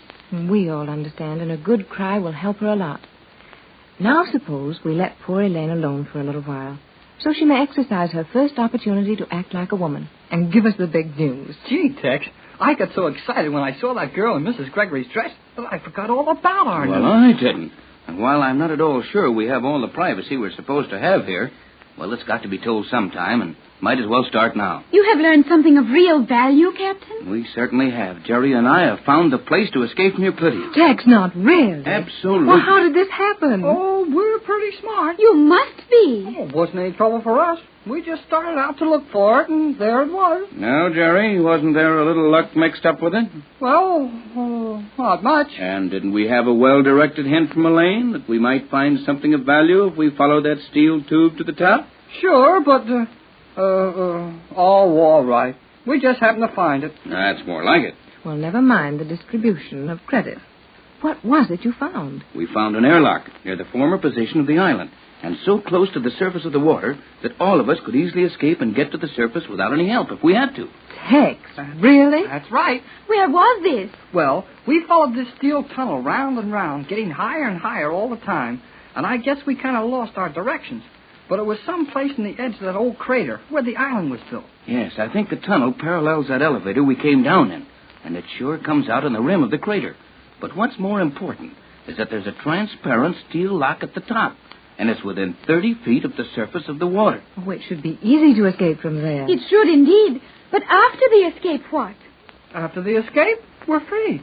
Yes, on the surface of the ocean, 4,000 miles from Los Angeles. I see what you mean, Joan, and naturally we'd take care of that. But how, Tex? By the very simple process of having a boat up there to pick us up. How is that so simple? Well, now, don't forget that tomorrow I'm beginning a regular series of test flights in the rocket planes. Sooner or later, I'll plan the rescue. Will you have a chance to smuggle one of the homing pigeons aboard the plane? I think so, in time. Have you asked permission to take your instrument case aboard? No, I was afraid to ask permission, for fear it would give me away. So on the trial flight today, I simply walked up to the ship with the case in my hand. And G-47 grabbed it and searched it plenty. He did, and he'll probably do the same for several days to come. But one of these times, I'll know when G-47 is going to be busy at the time I start a flight. And when that time comes, I'll have a homing pigeon in that instrument case. You realize what the results will be if you are caught. No worse than what we must eventually face if I don't try it. We're here forever as far as G-47 is concerned. Yes. Our punishment is to be completely ignored until in desperation we trade your formula for freedom, and then find ourselves denied that freedom. Well, we're going to use that formula in a lot easier way than that, and a better way. How, Jerry? Well, Tex is Hold going it, Jerry, hold it. What's wrong? Well, I thought I heard a noise outside that door. But this room is soundproof. Perhaps we should say we believe it to be soundproof. Yes, there's always that. We can't be sure of anything here. Well, never mind that, no. I know how to use the formula when the time comes. The only thing that I'd like to know a little more about is the exact method of escape from that airlock Jerry and I discovered. Perhaps I can assist you there, Captain Bradford. Well, if you've got any ideas, toss them in. By all means, Elaine. We'd welcome your advice. I'm not familiar with the manner of operating the escape mechanism in the lock, but experience with other locks on Euclidia would lead me to conclude that it would be a very simple matter to arrange the flooding of the lock. I thought that too, Elaine. What worries me is just how difficult it's going to be to get from that lock to the surface. With a number of us getting out at the same time, the last one out is going to have a long stretch without breathing. I'm sure we'll never have the chance to get any special equipment up there without being seen. Yeah, it's always so easy until it gets hard. That is not a serious problem. Every Euclidean has been instructed in the use of that escape lock in the event of an emergency, such as the flooding of the city. We have never searched for them, but somewhere in the wall panels of that steel room, and probably easily located, are a number of small air helmets, sufficient to sustain life underwater for several hundred seconds. Hooray! That's the answer, Tex. It certainly is. And our future is brighter than it has been for some time. It's positively rosy, Joan. Yeah, but how long will it be before you can get a message out for help? That all depends on how long it takes me to get a rocket plane over Los Angeles with a homing pigeon aboard. Any other means of communication is impossible. You plan to smuggle a pigeon aboard in your instrument case? Yes. Excellent. But would it not be wise to carry 2 pigeons in the event one of them is discovered? Oh, sure, but if one is hard to hide, why try to make it 2? You will carry your individual emergency tank of oxygen on each flight, will you not, Captain? Yes, each man on the rocket plane will have one. I insisted on that after our last flight nearly ended in disaster. Precisely. And if you are willing to risk the danger of being without that oxygen, I can show you how to remove the end of the tank. And in that tank, on your important flight, you will have the second homing.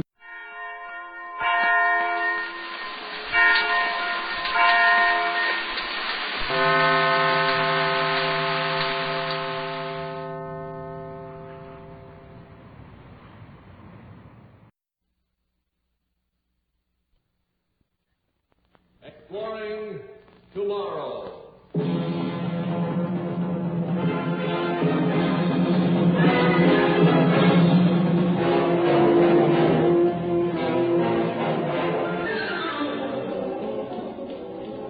now here is your guide to these adventures of the mind, John Campbell, Jr.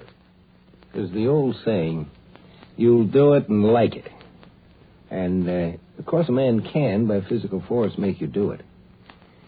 How would you like to have it so that you would like it, too? There are two basic ways that you can be happy in this world.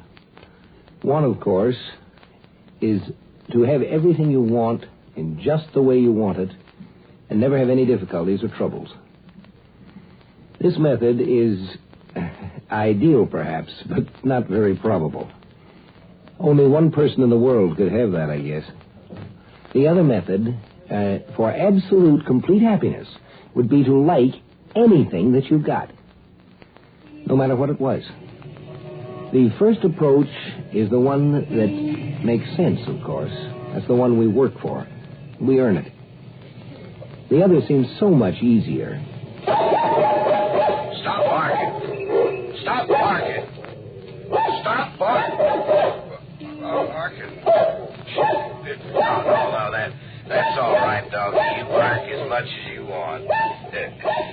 Oh, how I wish I could get mad. In the old days, I'd have gone up that dog and told him to shut up, and that'd have been that, but no more. Just as soon as I start to get good and sore about something, my mind kind of all creams up in the happiness effect, and I'm not sore anymore. And everybody here in Benton, I guess most everybody in the country is just like me. We've all had our brains written on, and we're all happy. Here I am, chief of police of Benton, and never a crime to speak of unless it's overtime air parking, and what kind of crime you call that? Henry! Oh, here he comes. Our own Doc Royd, the man responsible for all our happiness. He's supposed to be just about the best brain rider this side of the Mississippi. Henry! Slobbo, that's what I call him. Old wet lips, always do good and always grinning. But behind that grin, believe me, ice. If you need an enemy, just have Doc Royden for a friend. Henry, didn't you hear me calling to you? Oh, sorry, Doc. I guess I just kind of stand here thinking. Happy thoughts, I hope. Oh, sure, happy thoughts. Sure. What can I do for you, Doc? A fellow just came into town, suspicious. Painting pictures out at Willow Hollow. There's law against painting pictures at Willow Hollow? Now, Henry, you know I got to keep my eyes on things. Wasn't for us brain writers, there'd be all kinds of irresponsibles roaming around. And these artists, they're the worst kind. You know that. You remember there was a day when you were headed for that kind of trouble? Yeah, I remember. I was pretty good baritone, too. You sure brain wrote me out of that notion. And aren't you better for it? You're a responsible citizen, happily married, well-adjusted, doing a job that's socially useful. Yeah. What about this fella I'm supposed to investigate? Name of Arnold Vivian. And he's been painting up at Willow Hollow? That's right. Doesn't do anything all day long but paint. Single? No wife, no children, no nothing. He just paints. Well, remember, as long as he just paints, that's legal. Now, Henry. Now, don't Henry me, Doc. I'll look into it. That's all I can promise. All right, that's all I ask. Goodbye, Henry.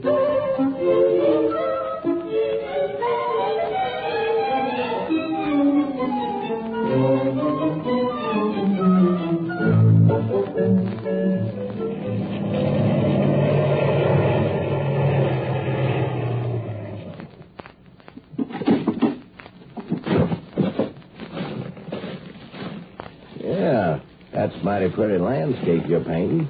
Why, thank you. Willow Hollow makes a mighty pretty landscape to paint. I'm sorry to interrupt you. Oh, that's all right. I never mind a little talk when I'm painting.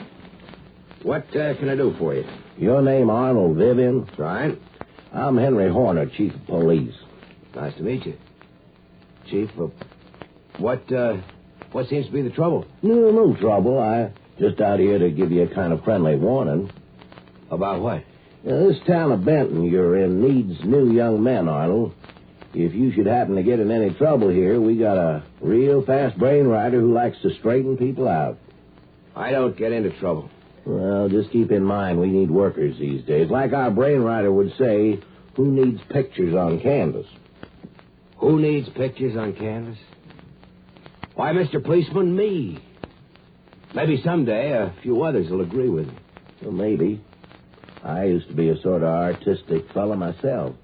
Baritone concert style. Yeah, I'll bet you're good on a police whistle, too.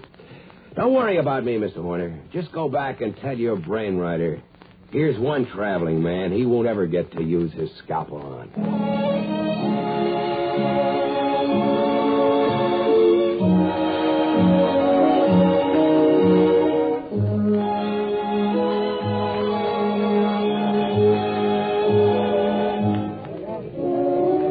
Every Saturday night, Benton has a dance. I usually don't go near it myself because since the brain writing, everybody's pretty well adjusted and ain't any police-type trouble. This Saturday night, though, I dropped in toward the middle of the evening. Hi, Mr. Horner. Why, hello, Arnold. Having a good time? Heck yes, I've been dancing with all the girls. They love me and I love them. Staying out of trouble? The only trouble I ever have is with pictures on canvas. Well, don't go getting drunk and signing a job contract with Big Fellum at the Brickyard or with Tom Hart, or you'll forget pictures. I'm immune to job contracts. Also, it may interest you to know that both Mr. Hart and Mr. Fellum each bought a painting for me tonight, paid cash on the barrel. Well, that's a surprise. Well, I wonder what they're up to. Well, why should they be up to anything? They just like my pictures. I guess they like me, too. They invited me to play poker with them after the dance tonight. You turned them down, of course. Heck no. I like taking money from people at poker. Well, they're more likely to do the taking, and once you're broke, you'll just have to go to work. Mr. Horner, when are you going to stop worrying about me? I told you I can take care of myself.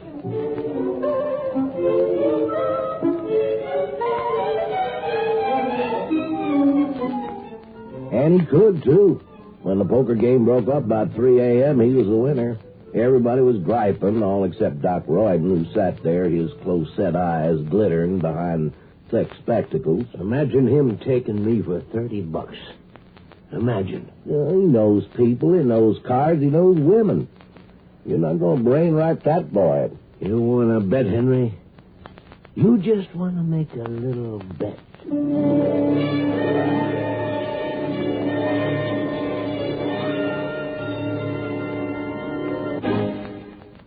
Whether it's a crowded highway or a narrow street, a smooth, even flow of traffic is one of the essentials of safe driving.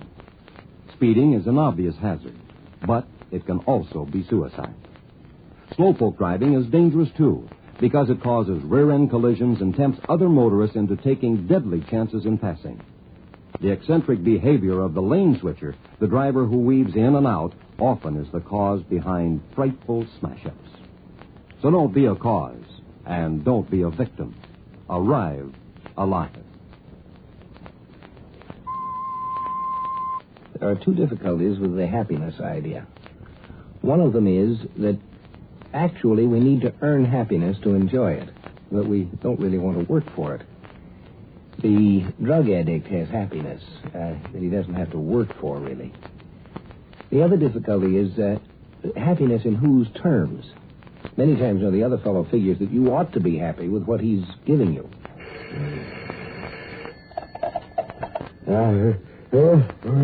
That's right.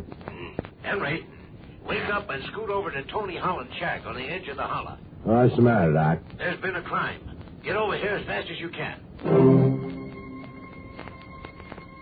Somebody's got to keep an eye on our citizens at the police force. Now, wait a minute. Well, it's a good thing I was out this way. Where's Tony? I gave him a sleep injection. The poor fella, he was bashed on the head and all his savings were stolen. $302. So can't you wake him up so he can tell me himself? No need. I got all the information you'll want. Who does he think did it? He doesn't know, but I've got a good idea. Yeah, like who? Well, let's eliminate. It couldn't have been a passing tramp. Since brainwriting, there aren't any. And if you can't say it was anyone in town, they're all adjusted and wouldn't commit no crimes. So? There might be somebody around who wanders in the holler in the daytime, poking around and pretending to be what he ain't. Well, it wasn't Arnold Vivian. How do you know? Because he's not that stupid. He knows he'd be the most likely suspect. Maybe you just better check up on him, Henry. Doc, you're the brainwriter. They called you in after the maladjusted guy's been caught, but I'm the cop. I run my investigations the way I want, and I'm not going to build a case against Arnold Vivian. What are you going to do? You write on brains. Try reading one.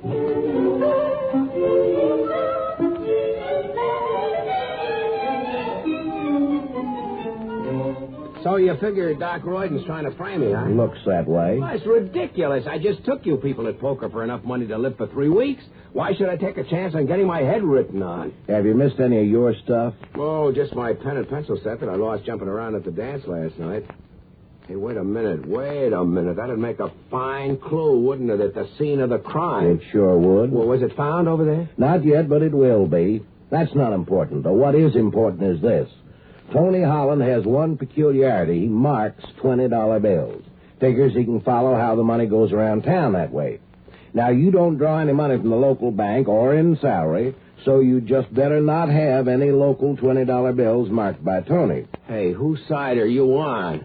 I used to sing baritone, remember? Police, I like you. Artist, I kind of like you, too. Henry, look what we found at Tony's. Look here. Yeah, I know. You found a clue, a pen or a pencil, or both. We know all about it, Doc. I better run you in, at least until we can investigate further. It'll look better. Why, certainly. No trouble at all, Mr. Horner. Glad to come along. I pressed for a hearing right away, figuring that Arnold could be cleared and then leave town. He figured the same, that it wasn't healthy to hang around a place that needed new talent so bad. The hearing went real fine. From the start, I testified that Arnold had been fast asleep at the time the crime was committed, and I swore that the pen and pencil had been planted in Tony's house.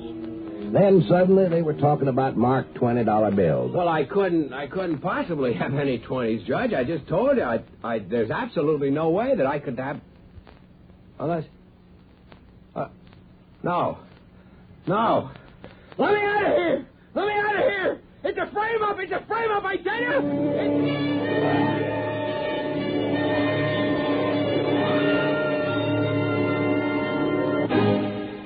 There is no tool that is either good or evil. There's nothing that in itself is good or bad. It's the way it's used. Logic is a wonderful thing, of great value to man and his progress. But in this trial here, you've seen what can be done with logic when someone is out to prove what he wants to prove and is not in the slightest interested in getting the truth. Just one thing I want to say. I've seen a lot of raw deals, but the way you have it here with the singing cop to set it up is the slickest I ever saw. You win.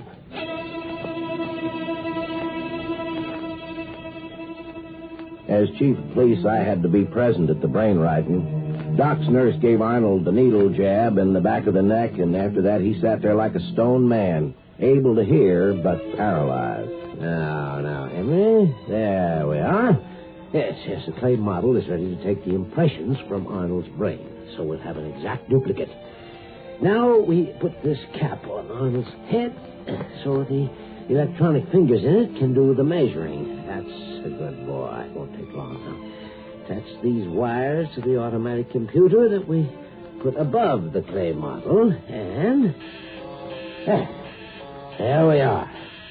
An exact model of Arnold's brain. All right, let's take a look. Oh, me, oh, my. There's a brain that needs writing. All right. Look here, you see that? Decayed memory spots. Artistic imagination, decayed sensory impressions, quite useless in an adjusted society. Now we just take the scalpel and start doing away with these 6 synapses in the brain model, substituting good ones. Isn't that what we do, Henry? Yeah, that's what we do, all right. You erase the bad ones and carve some good ones, and then when his own brain gets the impression, the guy's adjusted from then on. Everybody does what they should, and they don't need no religion, no morals, no psychology, nothing. Just brain writing and the world's work gets done. Now, Henry, you always miss the most important part. After I get rid of the illogical synapses, I do one special cut with my stylus. There, I'm doing it now. And that's the happiness effect. Then your adjusted man not only does what he ought to, he's happy about it. There we are. Oh, that looks beautiful. Oh, that looks almost like the master brain. Let me get it and show it to you, Henry. It's real interesting. I'll be back in a second. You know, Arnold, I sure wish I could help you. Wait a minute. Maybe I can. I'm going to try to put back some of those synapses cut out. Here's the scalpel. Well, there's one he did. There's another. Maybe I can help you keep some of your artistic talent, Arnold. Yeah, here's a final one.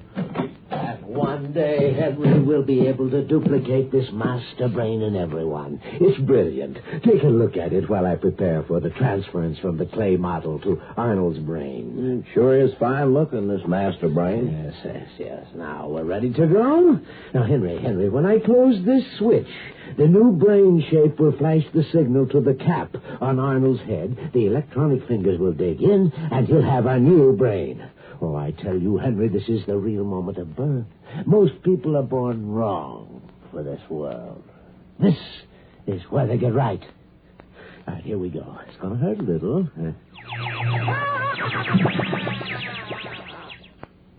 Well, Henry, we did it. We created a useful citizen. Well, 6 months went by, and it looked as if Doc was right.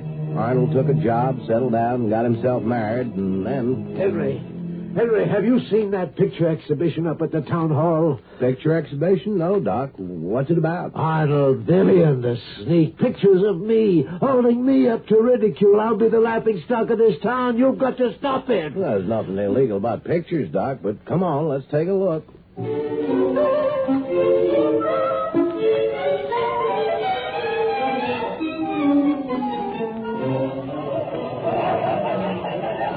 We went to the town hall, and there was the neatest collection of pictures you ever saw. Arnold had painted Doc Royden more than 50 times, and in each picture he'd cut the basic evil of the man. Doc was shown at the council meeting, at church, at the dance, his face revealing every grimace of deceit, power, lust, conniving. Every picture was titled The Happiness Effect, and everyone was marked sold already. I knew then and there that Doc Royden was finished in Benton. Henry, please, I'm too old to start over in another town. I've got to stay in Benton. Please, Henry, get rid of those pictures. Why, Doc, it sounds to me like you're maladjusted to your environment. You ought to be brain-ridden with a happiness effect. Henry, man, I've been looking all over for you. I wanted to tell you thanks for using Doc's scalpel to save a piece of my talent. Why, it was a pleasure, Arnold. Thanks to you for giving us back a little human dignity.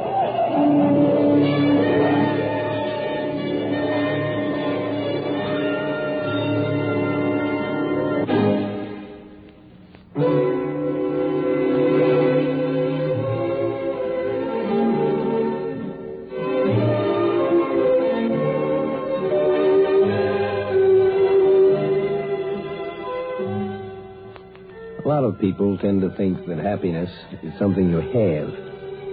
But I think it isn't. I think it's more in the nature of something you do. You know, the founders of our country were no fools. And in the Declaration of Independence, they said that men had certain inalienable rights, among which were the pursuit of happiness. No man has ever declared that happiness itself is a right of man. The pursuit of happiness is. It's worth working for.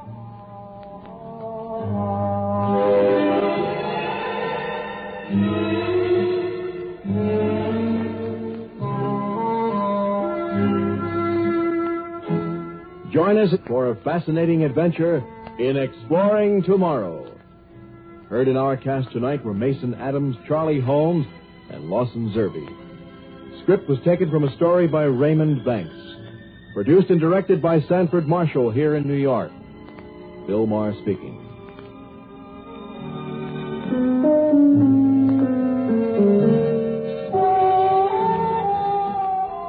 We pause now for station identification.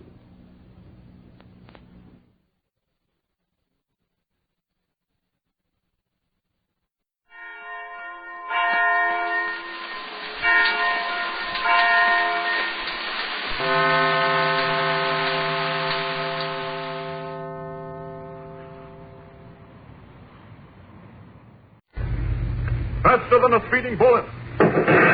More powerful than a locomotive. Able to leap tall buildings in a single bound. Look! Up in the sky! It's a bird! It's a plane! It's Superman!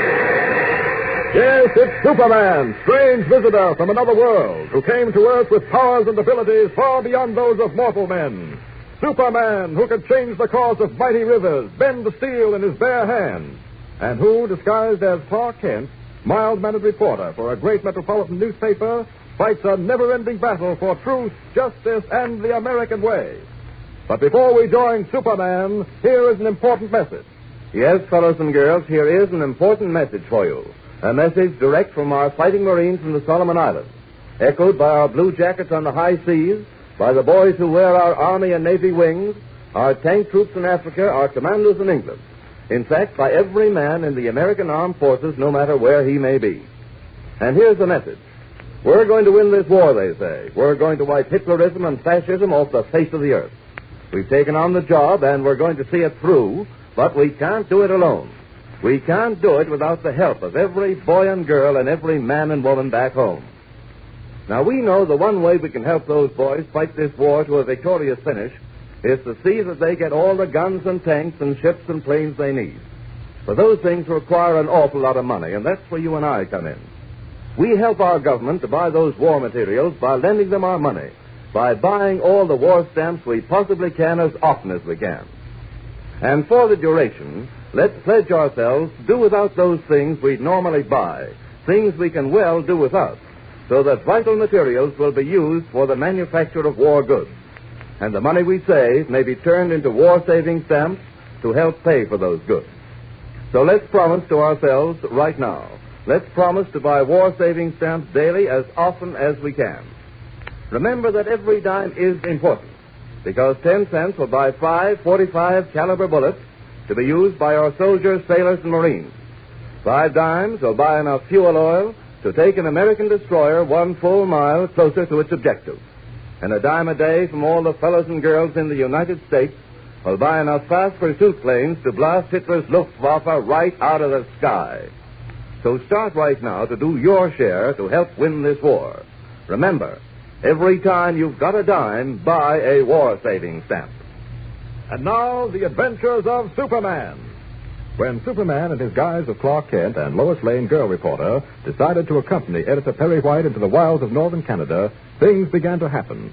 The purpose of the trip was to investigate an urgent letter White had received from an old friend of his, Sebastian Beauvais, owner of a hunting lodge in the Hudson Bay region. In the letter, Beauvais begged White to come to his aid at once, though he did not explain the nature of his trouble. While purchasing some necessary clothes in a sporting goods shop, Perry White was almost killed by a man who fired a rifle at him. The man, whose name was Kilrain, claimed that he did not know the rifle was loaded. But Kent, suspecting Kilrain, followed him to a penthouse apartment in a very fashionable part of town. Dropping his reporter's disguise, he confronted Kilrain in the penthouse apartment as Superman. Kilrain seemed mortally afraid of awakening someone whom he said was asleep in another room, and begged Superman to keep his voice low. Gripping Kilrain's arm, Superman tried to force a confession out of him. Listen. Why did you fire that rifle at Perry White? Answer me. I can't tell you. He do things to me. Who would do things to you? The Laugher. The Laugher? Yeah. He's called that because... Hey, wait. Did you hear someone moving? Yes. Someone moved in the next room. Then he's awake. Half an hour before his usual time. We woke him up, you and me. We did it. Oh, you sound as if it was something to be worried about. Oh, you don't know the Laugher. He's always laughing, but we shouldn't have woke him up. Nothing makes him madder than that. Hello, Laugher. Well, I've witnessed some amusing scenes in my time, but this is the oddest. What a singularly queer picture to be confronted with when one has just wakened from a deep slumber. I didn't mean to wake you, Laugher. This guy come through the window was almost breaking my arm, trying to get me to tell him something. I forgive you, Kilrain. Such is my pleasure at witnessing so strange a scene that I feel generous. Sir, I know not who you are, but you and your costume amuse me mightily. I hope you're not offended. Offended? Certainly not. I'm, sort of a little surprised, that's all. Surprised? What do you mean? At the reception you've given me. You see, Laugher, or whatever you're called. Laugher. That is the name. Well, you see, Laugher, I have amazed people, astounded them, sometimes even intimidated them. But I don't ever remember amusing them.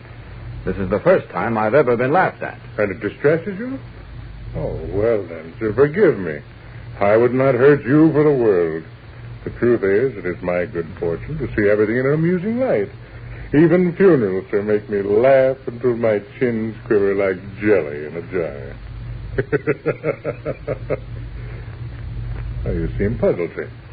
A bit baffled. Oh, I'm not baffled. It's just, well, just as you find me amusing, I find you a little queer. I've never met anyone like you. I'm not adverse to being considered unique. Come, sir. I have criticized your costume, told you what I find you amusing. Tell me what you think of me. You remind me of a frog. A puffed-up, bloated, unhealthy frog. That fat face of yours with its triple chins and its gray color, your mountainous body, your fat fingers covered with diamonds. Ah, yes. I love you. That's easy enough to see. You're practically covered with them. If you don't mind my saying so, it's a bit sickening, almost as sickening as your laughter. Sir, in you I see at last a man worthy of my mettle. I will tell you something. When I first laid eyes on you, I knew you were my enemy. But I knew more than that. You are my enemy to the death. When our acquaintance is at an end, sir, one of us will not be alive. Does that not amuse you? I've never been able to see anything amusing in death. That is unfortunate. But come, sir, let us know one another better. Who are you? And why do you wear that gaudy costume, that red cape, that blue suit? I have a reason for wearing it, which we won't go into. As to who I am, I'm called Superman. So you are Superman? I've heard of you. Well, now I am flattered. Well said, sir. Well said. Superman. Perhaps that is my fate. Perhaps here stands before me the one being who will in the end defeat me. But no matter. Tell me, Superman, what are you doing here in my apartment? I followed your friend, Kilrain. Something happened this afternoon to some acquaintances of mine, something I didn't like. I decided I'd better investigate. Tell me about it. I think you know. However, just to be sure we understand each other, I'll go over it briefly. Editor Perry White of the Daily Planet is planning to leave tonight by plane to visit a friend of his who owns a hunting lodge in the Hudson Bay region of northern Canada. This friend, a man named Sebastian Beauvais, has called on White for help which he desperately needs. Yes, indeed. Continue. Well, several friends of mine, Clark Kent and Lois Lane, both newspaper reporters, and probably a young boy named Jimmy Olsen, are going along with Mr. White. This afternoon, they visited a sporting goods shop to buy equipment that they'd need. While they were purchasing it, Kilrain came in and pretended he was interested in looking at some rifles. Quite by accident, one of the rifles went off, just as Kilrain was pointing it at Mr. White, not 10 feet from him. How unfortunate. How desperately unfortunate. It wasn't really, because the bullet somehow missed White, even at that close range. You mean that Perry White is not dead? Listen, boss, listen. Hey, wife, don't get that look on your face. Do be quiet, Kilrain. Am I to understand that White is not dead, sir? You are. The bullet missed him. Odd. Extremely odd. It's the first time you've made a mistake in years, Kilrain. I don't understand it myself. Honest, I don't. I couldn't have missed him, and yet And yet you did. Well, that's unfortunate. Most unfortunate for you, Kilrain. Listen, boss, Please, Needless to say, Kilrain, you'll suffer for this. Rapper, I tried my best. Quiet, you fool. So then, Superman, you came here to force a confession from Kilrain? That's right. No need for a forced confession. No reason that I can fathom why you should not be told what you wish to know. Kilrain did attempt to kill Mr. White at my orders. You admit it? Why not? What can you do about it? Certainly you can't prove it. No, that's true, I can't. I haven't any proof as yet. And you will never have any proof, Superman. Well, that's to be seen. Why do you want Perry White out of the way? Mr. White, I tell you in all honesty, will never reach Hudson Bay alive. Nor Miss Lane, nor Mr. Kent, nor the young boy you mentioned. An unfortunate circumstance from your point of view. An amusing one from mine. since I shall find extreme delight in devising means of keeping them out of Canada at the cost of their lives, if necessary. Why are you so anxious to keep them out of Canada? You are very inquisitive, aren't you? Nothing but questions. Now, look here, I've had enough of this. You'll tell me what I want to know, or... Don't try to defend me, Kilrain. It isn't necessary. But he's got his hands on your throat. And I haven't even started. Of course you haven't. I can sense your fingers amazingly strong. You'll find out how strong unless you talk. What will you do? Kill me? You could do that easily. But where would he get you? Nowhere. Besides, I suspect you are not the killer type. You will inflict pain if necessary, but you will not kill. What are you driving at? If you will take your fingers from about my throat. Thank you. I do find it easier to talk. You ask me what I'm driving at. Simply this. It is my belief that I am possessed of the greatest brain in the world. You, by reputation, are the most powerful human ever created. We must try our strength against one another. Pit courage against courage, brain against brain, power against power. You're making a big mistake. You haven't a chance. We shall see. You won't kill me, and no amount of pain inflicted will make me do your bidding. So then you must seek other means to destroy me. Clark Kent and Lois Lane and Editor Perry White leave tonight by plane for Ottawa? I think not. For I shall think of some way of stopping them. Let us see if you can catch me before I catch them. It'll be a hard fight, but a merry one. Now shall I show you to the door? I'll leave the way I came, through the window. But I warn you, you'll suffer if anything happens to those people. It will be your job to see that nothing does. And so until we meet again, goodbye. Goodbye. Up, and away! Great heaven. Did you see that, Kilrain? He actually flew out the window. Now, by heaven, that is the most amazing thing I've seen in years. He actually flew out of the window. It's amazing.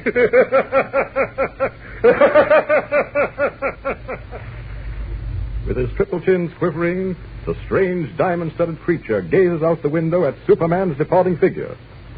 But even as laughter rocks his huge body, his small, dark eyes narrow into ominous slits. Who is this man known only as the Laugher? Why is he trying to prevent Perry White from reaching Hudson Bay? This is no ordinary enemy Superman is pitted against. Be with us again tomorrow for another thrilling episode. Yes, and listen every day, Monday through Friday, same time, same station.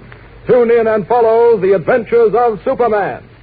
Fellows and girls, don't ever get the idea there's nothing you can do to help win this war. Because there's one important thing everyone can do. Buy war stamps regularly. Now, we've all heard news commentators speaking about inflation. And you and I know it's just another name for prices of goods going sky high. Just because everyone wants the same things and there aren't enough of them to go around. Now, one of the best ways to prevent inflation is to always stop and think before you buy anything. Ask yourself, do I really need this? If you don't, and you go ahead and buy it anyway, you may be preventing someone who does need it from buying it. So if you make a habit of thinking before you buy, you'll find you're saving quite a bit of money with which you can turn into war stamps. And remember the slogan that we've adopted. A stamp a day will pave the way to victory. Faster than a speeding bullet. More powerful than a locomotive. Able to leap tall buildings at a single bound. Look! Up in the sky! It's a bird! It's a plane! It's Superman! Follow the adventures of Superman every day, Monday through Friday, same time, same station. Superman is directed by George Lothar and is a copyrighted feature appearing in Action Comics magazine.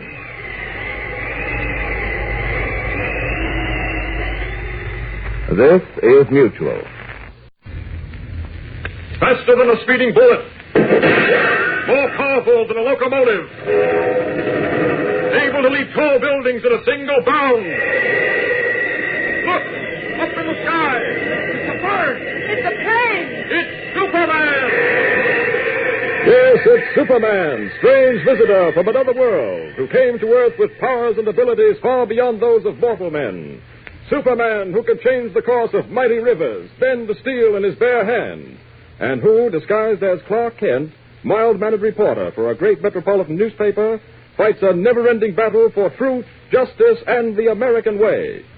But before we join Superman, here is an important message. Fellows and girls, every day the city, state, and national offices of civilian defense organizations are swamped with letters from young people like yourselves. And most of the letters ask, what can I do, what part can I take in the national war effort? The writers of these letters are all too young to join the United States Armed Forces, too young to join any of the numerous home defense groups, and yet they ask, isn't there something we can do? Some of you listening now are no doubt among those who have written those letters, and I'll bet many of you who have not written have thought the same thing. Well, the answer is a very simple one, and here it is. You can do your part in civilian defense. You can help win this war by buying war-saving stamps regularly. How does that help, you ask? How can my dime, or 20, or 40, or 50 cents help to win this war? That's easy, too. For instance, your dime, just 10 cents, will buy 5 .45 caliber bullets that can be used by our soldiers, sailors, or Marines to knock 5 Japs or 5 Nazis out of commission. And believe me, it's going to take a lot of those bullets to knock them all out and win the war. Another thing, 50 cents, which represents 5 10 or 2 25-cent war-saving stamps, will buy enough fuel oil to bring one of our destroyers a full mile closer to the Jap fleet in the Solomon Islands. And you know what happens when our Navy gets close enough to turn on the heat. And here's one more thing for you to think over. If every fellow and girl in the United States bought at least 5 10-cent war-saving stamps every day, the amount of money they would lend to the government would buy enough fighter planes and bombers to blast Hitler's Luftwaffe right out of the air. So remember that each and every dime is important, that buying war-saving stamps is a very important way to help win this war. So keep in mind this slogan. Repeat it often to your family and friends. Every time you've got a dime, buy a war-saving stamp. And now, the adventures of Superman. When Editor Perry White received an urgent letter from his French-Canadian friend, Sebastien Beauvais, requesting that he come to Beauvais' hunting lodge in northern Canada at once, White, together with Clark Kent, Lois Lane, and young Jimmy Olsen, made immediate arrangements to leave. And then suddenly, strange things began to happen, all obviously to prevent Perry White from making the trip. In our last episode, we learned how Kent, as Superman, met a curiously sinister character known only as the Laugher. Boldly, the Laugher admitted to Superman that he intended to prevent Perry White and his party from reaching Sebastien Beauvais' hunting lodge at any cost. As we continue our story today, we find ourselves in the rich, overly furnished penthouse apartment of the Laugher. There's the Laugher himself, sitting in that huge easy chair. As you can see, he's a tremendous man, a mountain of flesh with 3 chins and a ponderous stomach. His fat, stubby fingers are covered with glittering diamonds, and he sits like some great bloated frog, his tiny eyes half closed, apparently deep in thought. Now his eyes open slowly, and he stares at a man who is fast asleep on a nearby couch. Something strikes him as funny, and he laughs softly.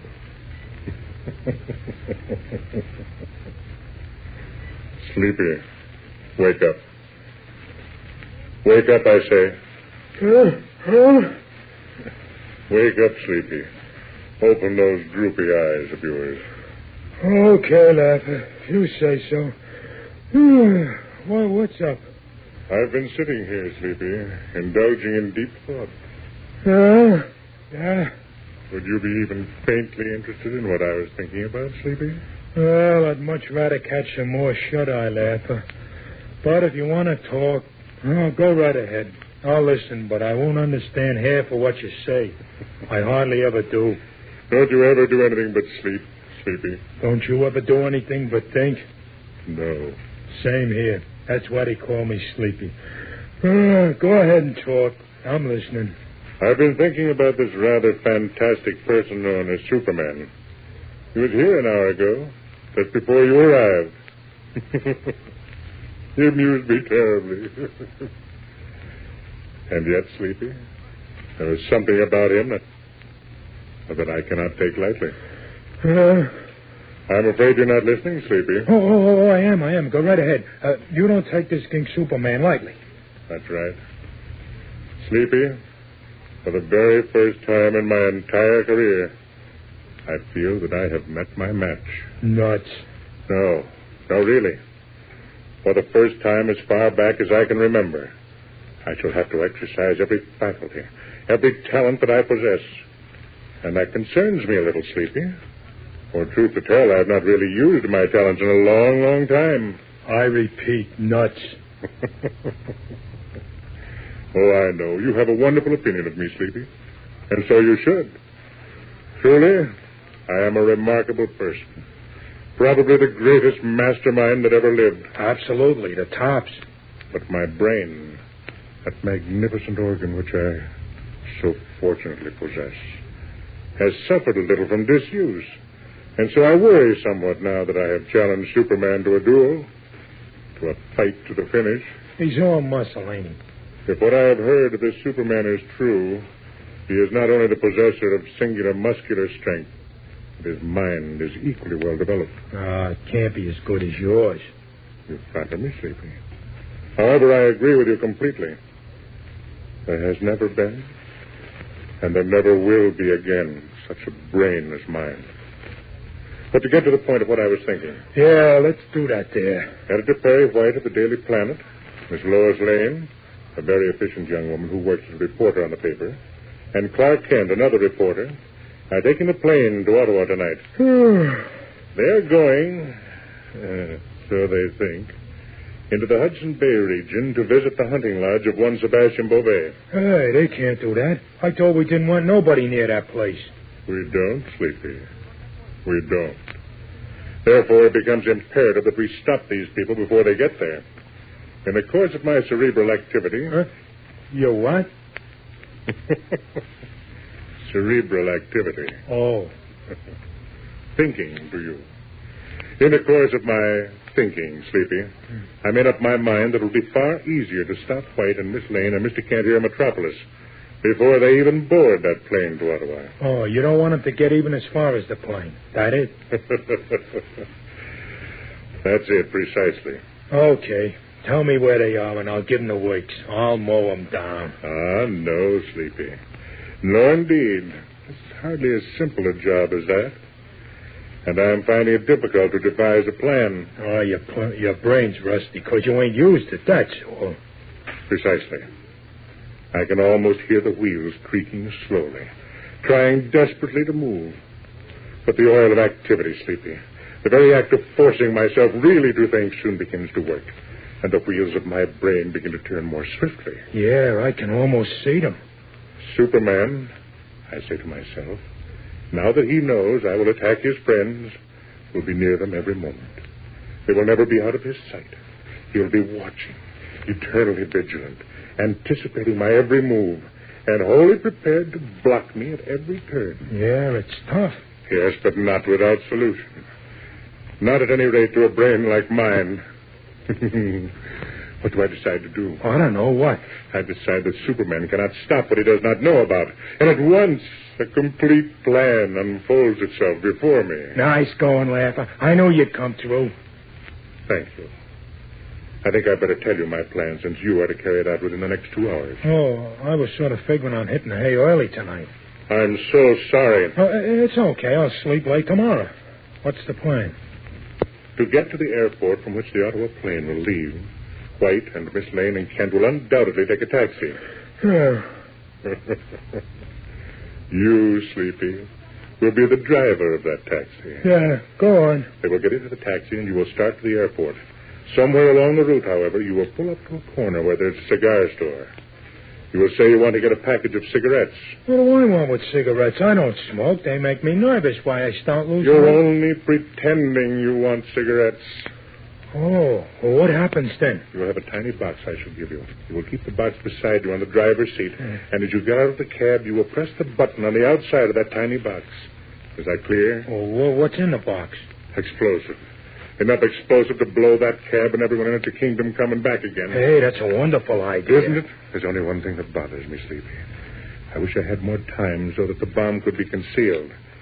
Well, I haven't, so we must do the best we can. I tell you, you will place your overcoat over the box on the seat beside you. There will be absolutely no chance of its being discovered. Okay, when do I start? I shall telephone several people and make the necessary arrangements. A word of caution, Sleepy. Oh, yeah? Once you've pressed the button on that box of explosive, get out of the cab and leave it quickly. You will not have much time. You understand? Oh, yeah. Good. As a matter of fact, excellent. Excellent indeed.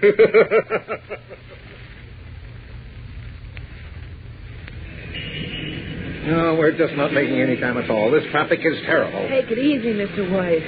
Sure, Chief. The driver's doing the best he can. At this rate, we'll never reach the airport in time to catch that Ottawa plane. Driver, can't you get out of this traffic?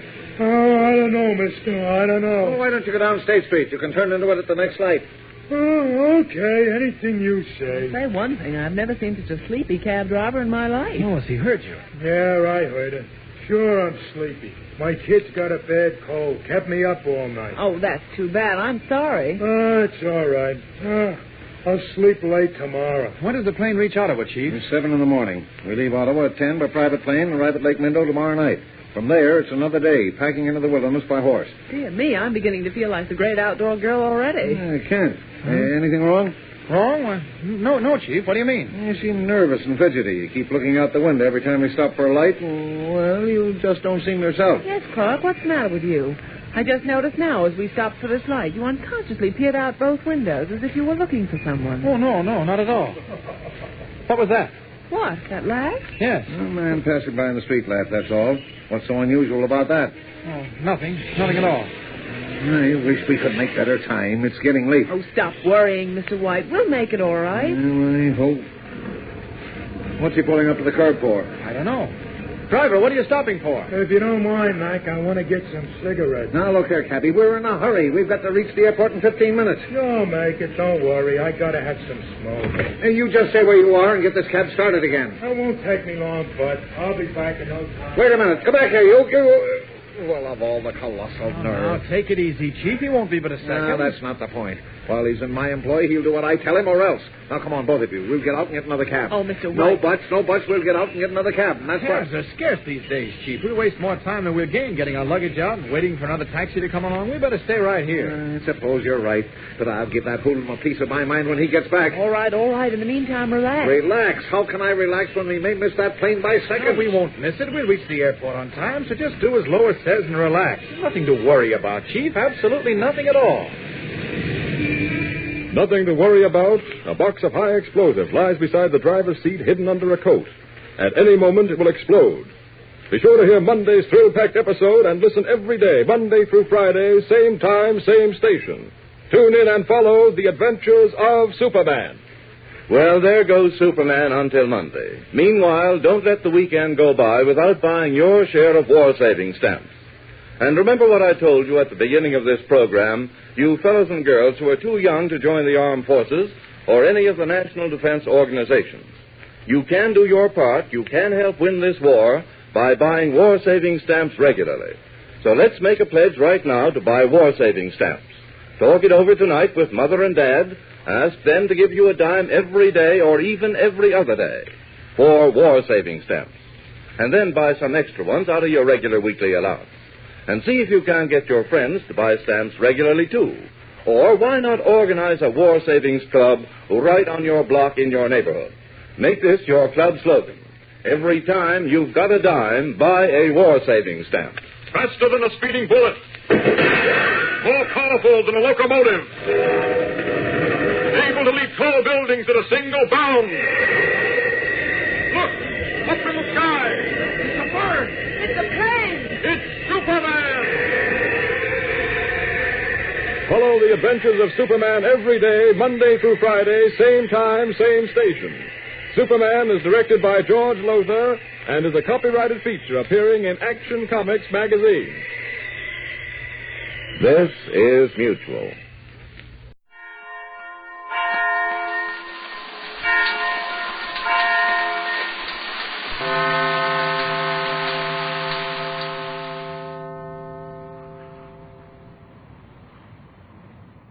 Kellogg's Pep, the build-up wheat cereal, takes you to the world world beyond tomorrow in the age of the conquest of space.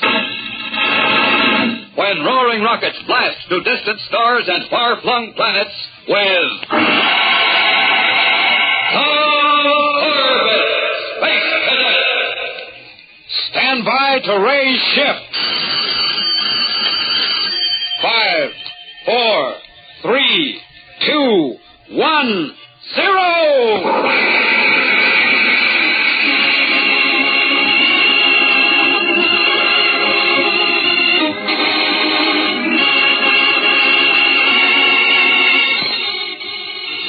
Chimes of the Tower of Galileo echoes over the campus of Space Academy, tolling the hour of 9:30. Dormitory windows slowly go dark as cadet units retire for the night.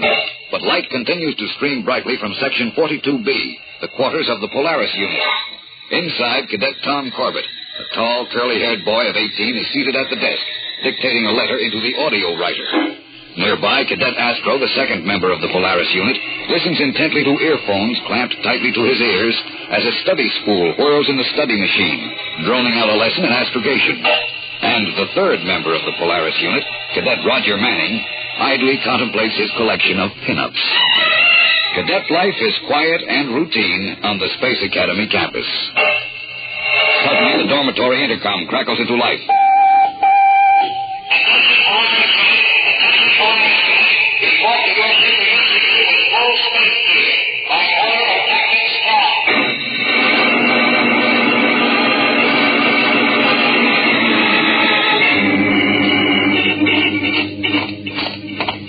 Unit, reporting for duty, Captain Strong. You made good time, boys.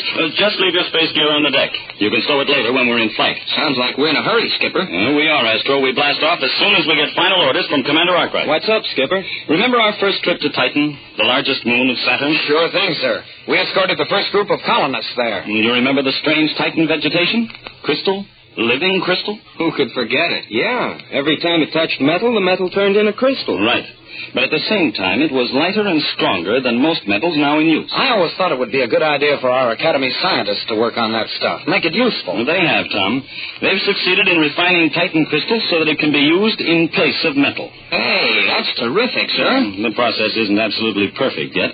They've only been able to do it in small quantities, but in about a year, refined crystal can be turned out in volume for standard everyday use. A year isn't too long to wait for a thing like this. Well, it seems to be, for certain people. What do you mean, Skipper? Partially refined crystal is being smuggled out of Titan and brought down to Earth. Smuggled? Yes. Somebody's trying to get a jump on the market. Sell the crystal now and make the most of the money before there's any competition. And this stuff is dangerous. Only partially refined, it can still affect metal. But how can anybody smuggle crystal? You can't hide it in your hat or anything like that. Well, the Solar Guard's been working on this for the last 2 months. Lieutenant Mitsuko has been assigned to the case, and 3 days ago, he reported he had a lead. Now, he's landing here tonight with a full report. Well, sir, how do we fit into this? We're going to help Mitsuko break this smuggling ring wide open. As soon as he lands, Commander Arkwright will bring him here to the Polaris for a quick briefing, and then we'll... Captain Strong here. Go ahead. Orders from Commander Arkwright, sir. All right, Bailey. Go ahead. He will blast off for Titan immediately. But I thought we were supposed to wait for Lieutenant Mitsuko. His rocket scout crashed in Greenland. The report just came in from weather station G. Do they know what happened, Bailey? Not very much, sir. Only that the wreckage of his rocket scout, from nose to exhaust tubes, was one mass of crystal. And Lieutenant Mitsuko? He's dead.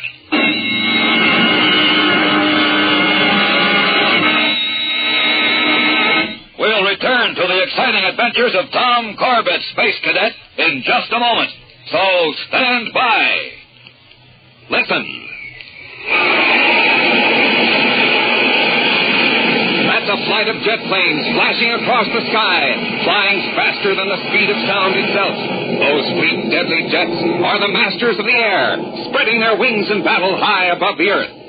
Is your future in the air? Do you want to head for the clouds in a blazing burst of speed when you grow up? If you do, then start now. Start learning and training so you'll be ready when the big day comes. Learn all you can about jets. And build all the strength and health you can, too. Get plenty of exercise, rest, and good food. And for breakfast, start your day with a big heaping bowl full of Kellogg's Pep. Jet pilots know breakfast is mighty important for building up strength. And Kellogg's Pep has just the kind of food values jet pilots must have to keep ready for action. When a jet takes to the air, it needs plenty of fuel. And when you start out each morning, you need fuel to keep going, too. Get your supply of fuel at the breakfast table. Eat Pep, because Kellogg's Pep gives you more builder-upper food values than any other wheat flake cereal. And Kellogg's Pep gives you flavor, too. Sweet, malty-rich, swell-tasting flavor that brings you back for second helpings. You keep that spoon of yours mighty busy when you start scooping up a bowl full of Pep. So start now, fellas and girls. Start your day with a cereal that gives you build-up food values and swell flavor, too. Ask Mom to get the better-than-ever build-up wheat cereal, Kellogg's Pep. P-E-P. Pep. And don't miss the exciting announcement coming up about a swell prize you get in every package of Kellogg's Pep.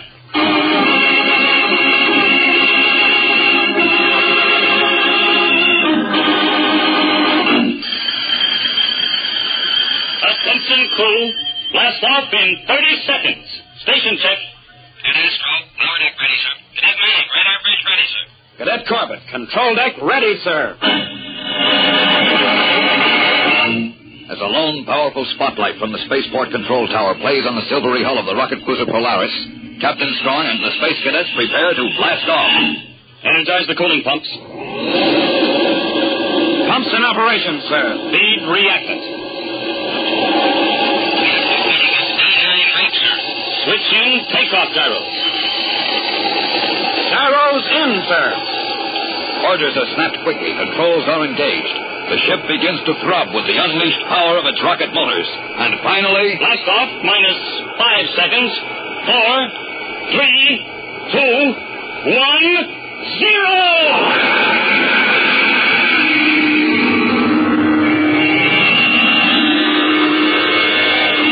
Its exhaust tube spitting smoke and flame, the rocket hovers over the ground for an instant, then quickly accelerates, and at a speed of 5,000 miles per hour, it arrows into the night sky and disappears from view. A few moments later, clear of Earth's atmosphere, Captain Strong calls his cadet crew down to the control deck. Well, boys, with Lieutenant Mitsuko's death, we haven't a shred of information. We'll have to start from scratch. Now, when we land on Titan, I'm going to give you a couple of days' liberty. Liberty? Get that look off your face, Raj. This will be simulated liberty, pal. Oh. I want this to look as much like routine maneuvers as possible. It may throw the smugglers off guard. They won't think that space cadets would be handling this kind of an operation. They don't know us. Well, I hope not. Anyhow, behave as you normally would. Drift around the colony, go sightseeing, anything. See what information you can pick up. Well, that's the plan. Any questions? A lot, sir. But from what you've told us already, we'll have to dig out the answers ourselves. All right, then. You can relax. Maintain the usual 4-hour deck watches and get as much rest as you can. You're going to need it.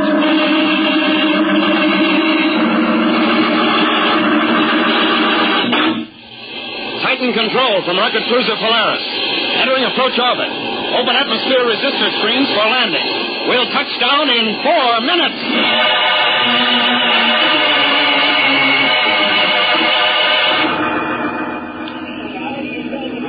Okay, Captain Strong, all stations are secure. Anything else you want us to do? No, Tom. You're all off duty. You boys can have 48 hours liberty. Thanks a lot, sir. We sure can use it, sir. You put us through hoops on this training flight. And don't worry, Skipper. We'll keep our eyes open. We'll find those... Oh! What's the idea kicking me? Next time, I'll put my foot in your mouth.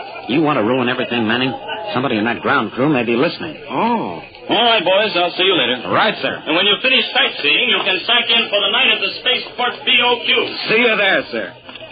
Now, have you hotshot space detectives figured out where we begin this sightseeing tour? Seems to me the spaceport is just as good a place as any. Oh, sure. A great place to load smuggled crystal. Well, they load crystal here, all right. Look at that space freighter over there. Hey, you don't suppose that stuff on the conveyor belt... Relax, will you, Astro? That crystal's already been refined. Come on, let's have a closer look. She's a fast-looking ship. The Mary Wells. Well, stand where you are, all of you. Huh? Who said that? That guy climbing out of the freighter. Looks like a Martian deck officer. Stand where you are, or I will blast you. Hey, that creep's pointing a parallel ray at us. Better hold still, fellas. He means business. Stop the conveyor. What are you doing here? Speak up. We've got as much right to be here as you have. Put that ray gun away, pal, or I'll bend it around your neck. Oh, so now I recognize the uniform. You are of the Space Cadets, the little boys who play a soldier. Hey, where do you get that little boy routine? Be still, or my ray will freeze your chattering mouth. Look here, what's the idea of pulling a ray gun on us? We weren't doing anything wrong. I do not take chances. Anyone who comes too close to me may be an enemy. But you, children, start the conveyor. Children? Why, I'll show that space... Oh, relax, Manning. Come on. What's the matter with you guys? You afraid of that parallel ray? Well, we're not afraid of anything, pal, but there's no point in starting a fight with him. We won't learn anything that way. We won't learn anything anyway. Our first hot lead. Nothing but hot air.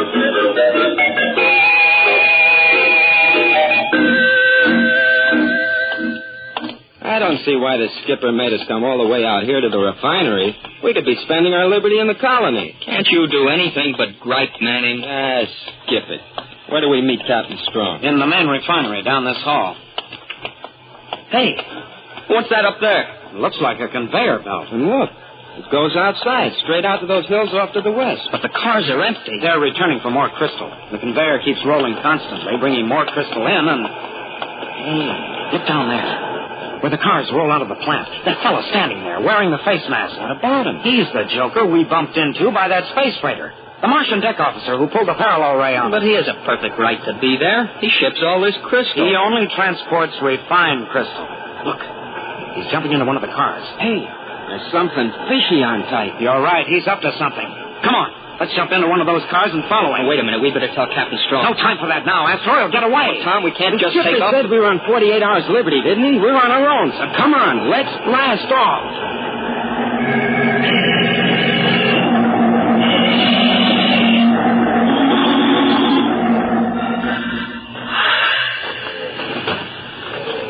By the rings of Saturn, how far is that joker going? We've come miles since he jumped out of that conveyor. Which proves he's up to something. He sure is. Hey, keep your face mask on tight, Roger. I keep slipping on one side. What a crummy place. Smells worse than the gas pits of Venus. Hold up, fellas. What's wrong? You see that ship? A jet boat. Well, what's it doing out here? 3 guys are loading crystal into it, and that's how it's smuggled out. That's impossible. A jet boat couldn't reach her. It doesn't have to. Look at the name and her stabilizer. The Mary Wells. Say, remember what Captain Strong told us this morning about that list Lieutenant Mitsuko left? The Mary Wells reported losing a jet boat a few months ago, and she got a replacement. This is how she lost it. Then the jet boat meets the Mary Wells out in space, is taken aboard, and carried to Earth. Go to the head of the class, Astro. But the freighter's boat locks were full. What does she do with the extra boat? Probably sends it down here to be filled up for the next trip. What an operation. And this is our chance to break it up. What do you suppose would happen if we stowed away aboard that boat? Well, what's the point in that? To prove the connection with the Mary Wells. We'd get aboard the freighter and then take over. Take over? The 3 of us? A space freighter only has a crew of 5. Hey, now's our chance. Those guys are going into that space hut. What a break. How about it, Astro? Well, Oh, blast it. Okay, but it's against my better judgment. You won't think so when they pin the solar medal on you, Astro. Let's go, fellas. And spaceman's luck.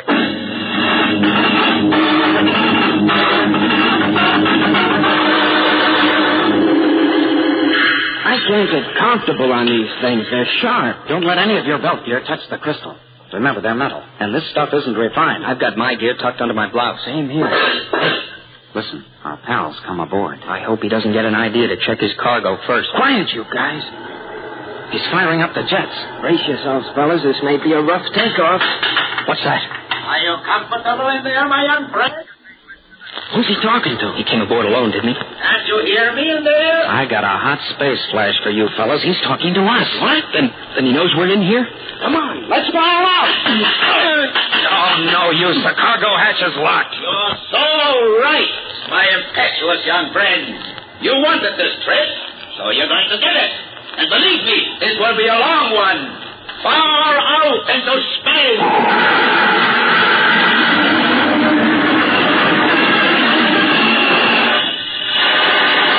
We'll return to the exciting adventures of Tom Corbett, Space Cadet, in just a moment. So stand by.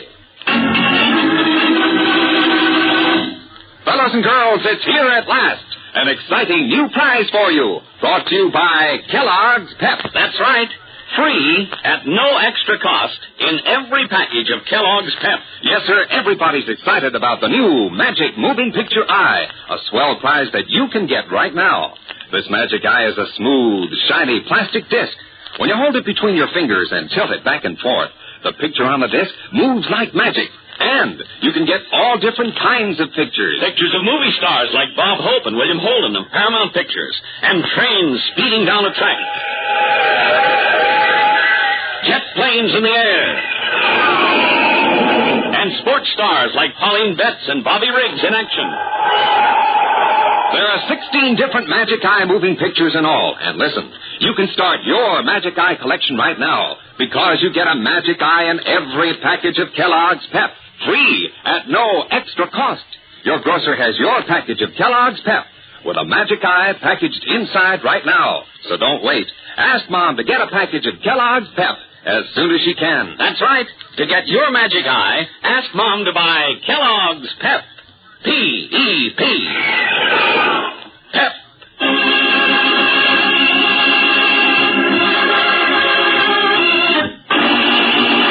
Trapped in the cargo compartment of the jet boat, the space cadets are being carried away from Titan. Carried out into the cold blackness of space where they know there will be no return. Crouched on the mass of smuggled crystal, they brace themselves as best they can, while the jet boat roars toward its rendezvous with the freighter. Hey, Astro, roll over one of those chunks of crystals. A big one. Huh? What for? This is no time to ask questions. Come on. All right. Hey, what are you doing at this hatch anyway, Junior? Expect to open it with your fingers or something? No, but I've managed to rip loose some of the insulation around the hatch plate. That's a great help. Here's that chunk of crystal you wanted, Tom. Thanks, Astro. Now watch, Roger. And pray that my crystal can opener works. Jumping Jupiter, of course. The crystal goes to work on the metal and we'll turn it into crystal, too. Right, only the crystallized metal will be brittle. You can smash right through it. Is it working, Tom? Yes, slow, awfully slow. And that rendezvous with the space freighter can't be too far off.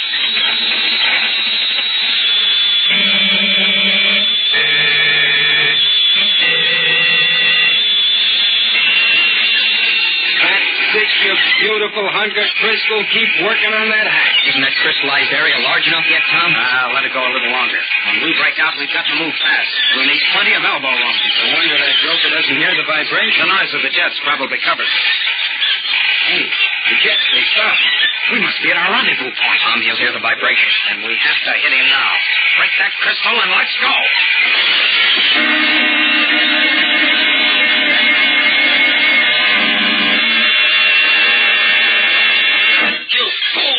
Blind, stupid fool! Now, watch your language, pal, or I'll tell Astro to sit on you again. Tom, do you see the space freighter yet? No, not a sign of it. What do you stand here for? Why don't you return to Titan while there's still a chance? I like the air out here better. But this boat is becoming completely crystallized. It will shatter. We know, pal. Why do you think we put on these emergency spacesuits? There it is, fellas. There it is. Space freighter? You expecting the Earth Lunar shuttle, Astro? All right, start up the jets, Astro. I'll handle the controls. I hope everything still works. Well, the jets are okay. And so are the controls. Here we go. You fellas got everything straight? You know what to do? Sure, a snap. As soon as we get close enough to the freighter so the boat can't miss her, we just abandon ship. We'd better double-check our ropes. If we get separated out in space, we're in for trouble. What have we got now? Stand by the escape hatch, Roger. We're closing in on the freighter. I'm ready. You're crazy, all of you. You'll never get away with it. We'll drift in space until we die for lack of oxygen. Not the way we figure it. As soon as this boat hits the freighter, the crystal will start to work. Then there, Skipper, is a cinch to call for help. Okay, Roger. Astro, get your helmets on. We go overboard in 30 seconds.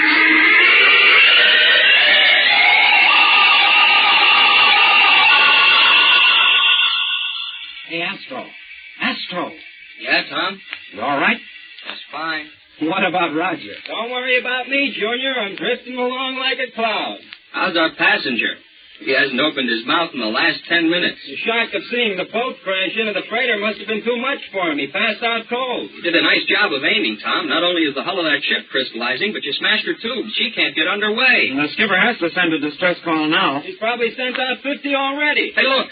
The call's been answered. A couple of rocket cruisers are coming out. And one of them's the Polaris. That's our skipper right on the ball. I hope he is, Roger, at least as far as we're concerned. He may think we made a little bit too much of our liberty.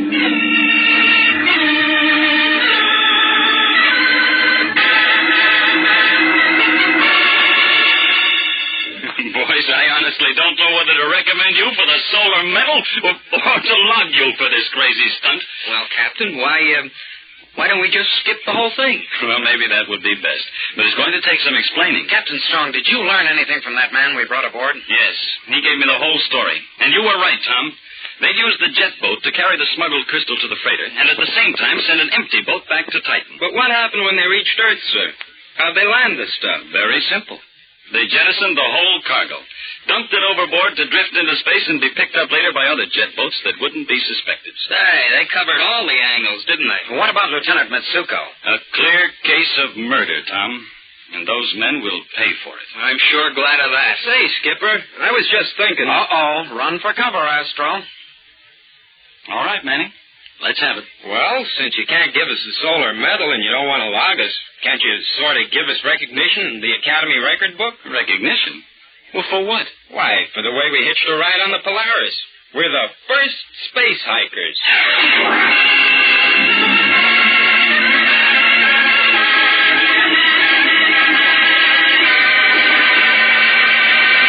Don't miss the next thrilling interplanetary adventure on Tuesday, when danger lurks in the cold blackness of the void, and Tom Corbett visits the space station of danger.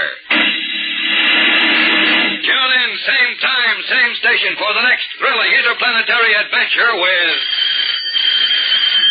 Tom Corbett, Space Cadet.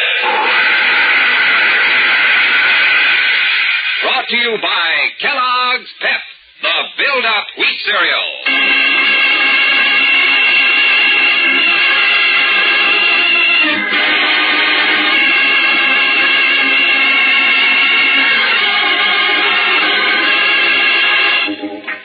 Corbett, Space Cadet, starring Frankie Thomas, can also be seen on television and appears in the comic sections of many of America's leading newspapers. Look for it daily and in weekend editions. Featured in the cast were Al Markham, Jan Merlin, Edward Bryce, and Peter Capell.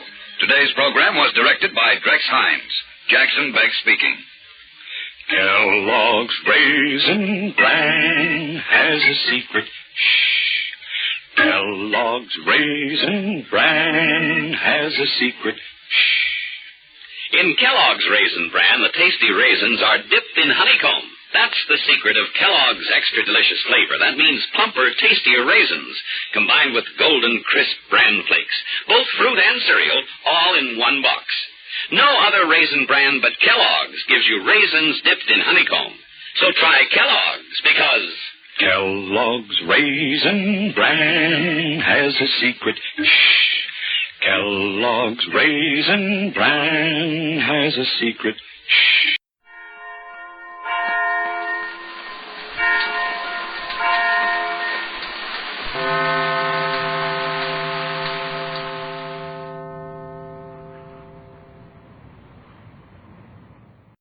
Tired of the everyday grind? Ever dream of a life of romantic adventure? Want to get away from it all? We offer you Escape. Escape, designed to free you from the four walls of today for a half hour of high adventure.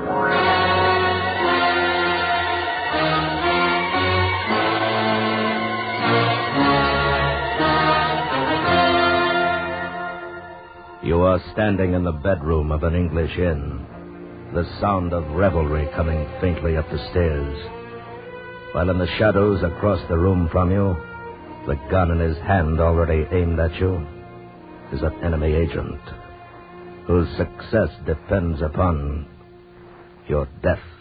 Listen now as Escape brings you Ben Wright's story, Affair at Mandrake.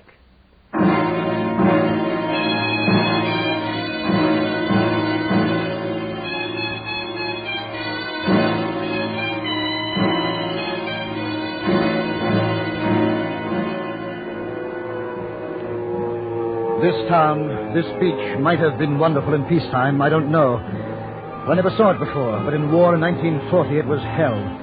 And on the map that I held in my shaking hands, it read Dunkirk. I stood by a burnt-out truck, reeling with fatigue, watching what was left of my battalion lurch like sleepwalkers onto the shell-swept dunes to await their turn on the little ships that were struggling so desperately to get them away and back to England. Major Baker! Over here, son, Major. Behind the colonel. Brady's boarded, sir. Him and the old battalion order group. All of them? Yes, sir. One bloody shell. Nasty, very nasty. You want to look over the prisoners now, sir? I suppose so. Brigade still wants unit identification. This way, sir. All right. I left them with the Lance Corporal of D Company. Here you are, sir. This bomb here. Right. Okay, you Nordic Superman, up on your bloody feet. I get them lined up all the way. We'll see what we've got. Prisoners! That man at the end, Holloway. Get him turned round. You, face the officer. You I'm talking to. Turn round. That's more like it. Now we can... 30 shots. Bitte, Herr Major. 30 shots. What in the world? Aber, Herr Major, ich kann kein Englisch Wort verstehen. You don't understand English when you were born in England. Bitte, Herr Major. Holloway, shoot that man. Sir? Shoot him. No, sir. Then by heaven I will. No, sir, you can't. Sir, no, you know it's against King's regulations to shoot a prisoner. You know it is, Major, sir. He's a traitor. I'll prove it to you. Get his service book. Yes, sir. It says 30 shots. Born London, England, doesn't it? No, sir, it says here... Wilfred Dorf, born Bremen, sir. Dorf? I could have sworn it. Dorf? Wilfred Dorf? Yes, sir. All right, Holloway. Must have been mistaken. Give him back his book. Now, I want the prisoners placed nearer the sea. Last chance of them making a boat for it that way. Then I want you... I want you to see that all of the ranks are fully equipped. What they don't have already, they can pick up off the beach. Right, sir. Corporal, get them prisoners down nearer to the sea. All right, Sergeant Major. Come along, Holloway. Excuse me, Major, but who did you think that prisoner was just now? My best friend, Holloway. Best friend, sir? German? Yes, blasted Holloway, my best friend. Sorry, sir. That's all right, Holloway. I'm tired. We all are. I made a mistake, that's all. I wasn't really going to shoot him, you know. No, sir. Major Baker, sir. Navy's just signaled for us to embark. All right. Acknowledge. Yes, sir. Battalion will move off by companies. A company leading. Single file, 5-yard interval. Deliver that order to platoon leaders. Yes, sir. You married, Holloway? Not half. 10 years now and 3 nippers. They'll be glad to see you. I should say so. You know, I've always thought of the old trouble and strife talking too much, but after this little lark, she'll seem like a blinking deaf mute. Come on, sir, let's get off this flaming beach.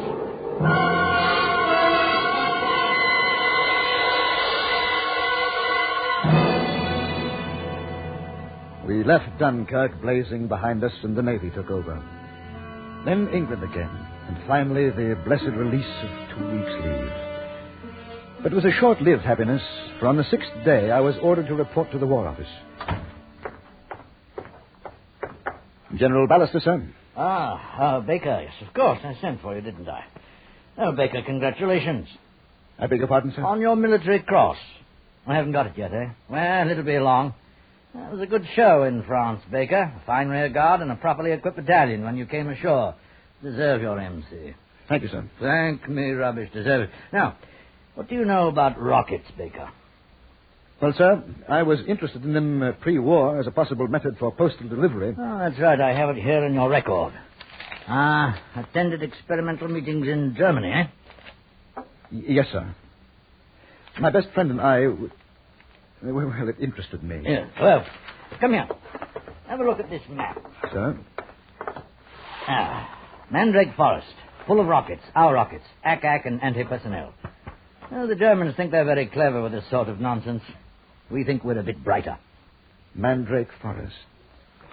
I see. Baker, I want you to command the group at Mandrake and carry out field tests. Can't give you more than a battalion for the job either. I'm giving you the job because of your record and because you know about rockets. Now, what's your main problem? Security? Exactly, security. The enemy knows we're up to something, and he'll do his best to find out what it is. It'll be quite a job, sir, with only a battalion. All you get with your colonelcy, of course. Take it? Of course, sir. Thank you. One thing, sir. May I have my old regimental sergeant major with me? Holloway knows the way I work, and he'd be very good value. Oh, we'll arrange that immediately. That all? I think so, sir. Good, that's it then. Except for a word of warning. Sir? From now on, Mandrake will be a number one target for enemy agents. Mandrake and you. Yes, sir. Your life, and more important still, our chances of winning this war depend on how well you do at Mandrake. I'd already thought of that, sir. I'm sure you had. Well, then, I suggest you spend the last of your leave by having a look around that district. Make your appreciation and so on, eh? Oh, yes, and dine with Barbara and me tonight, eh, Guy? I'd love to, sir. Splendid. 8:30 then, blitz permitting. Oh, and do me a favor, will you? Of course, sir. Don't mention rockets, eh? Barbara's all right, really, but Pongo's awfully touchy. Pongo? The bloody dog, right? Right, sir. And thank you.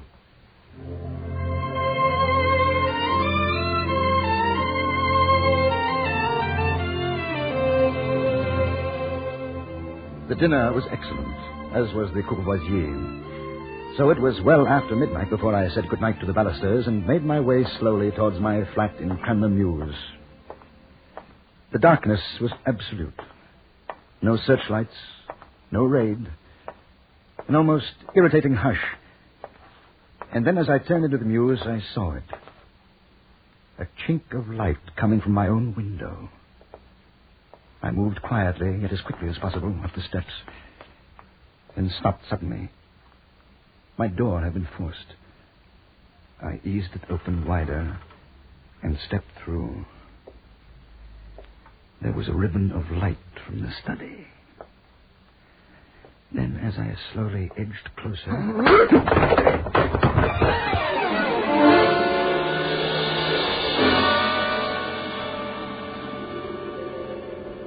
I came to where I had fallen in the hall. Head pounding, I got to my feet and opened the study door. The room was in chaos. Chairs ripped open and papers littering the carpet. Bookshelves empty, pictures pushed aside.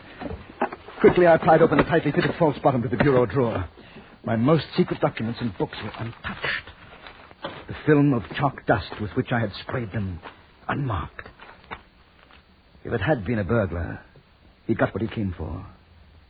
If it had been the enemy, then they'd not discovered what my mission was.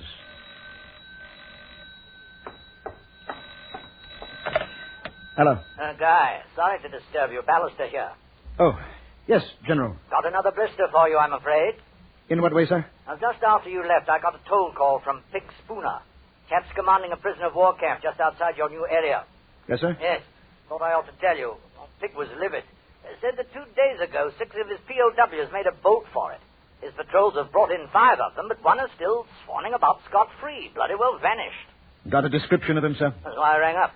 Blighter's about 32, medium build, but tall, pale face, black eyes and hair. I'll keep my eyes open, sir.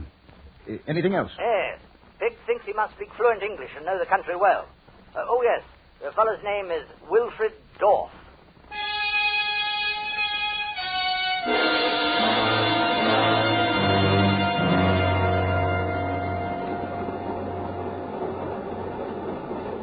I left London the next night, and as the train crawled towards Mandrake, under the nightly blanket of shellfire and bombers, I thought of my new command, of the rockets, and how they could change the whole face of the war, properly used and in the right hands. And I thought, too, of Wilfred Dorff, whom we'd captured at Dunkirk, the man I'd mistaken for my oldest friend, Ferdy Schatz. Ferdy's parents had been German, certainly, but he was a British citizen until he had gone to Berlin in 1937 to finish his studies there. And if Dorff was Ferdy, why had he refused to recognize me that day? Shame? Fear? Why? Why change his name? In any case, I'd soon find out. For somewhere, in the forest of Mandrake, he was loose.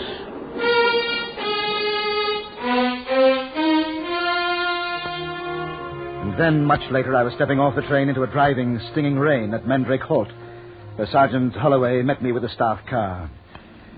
And in a matter of minutes, we were driving away from the station towards the little town of Mandrake. The adjutant sent his apologies for not being here, sir, but the camp's a mess and he couldn't get away. Thanks, Holloway. Well, they posted you quickly enough. True, sir. Hardly had time to get my pack off. Camp's a mess, sir. Yes, sir. The adjutant suggests the Red Lion pub in the village for you, sir, till we get settled a bit. He's warned us, sir. Cheer up, Holloway. It's not as bad as all that. No, sir. Well, at least we're home. Yes, sir. But if you'll forgive me saying so, it ain't much better than the beach at Dunkirk. How was your wife, Holloway? Talky, sir. Very talky. Well, this is it, sir. The Red Bloody Lion.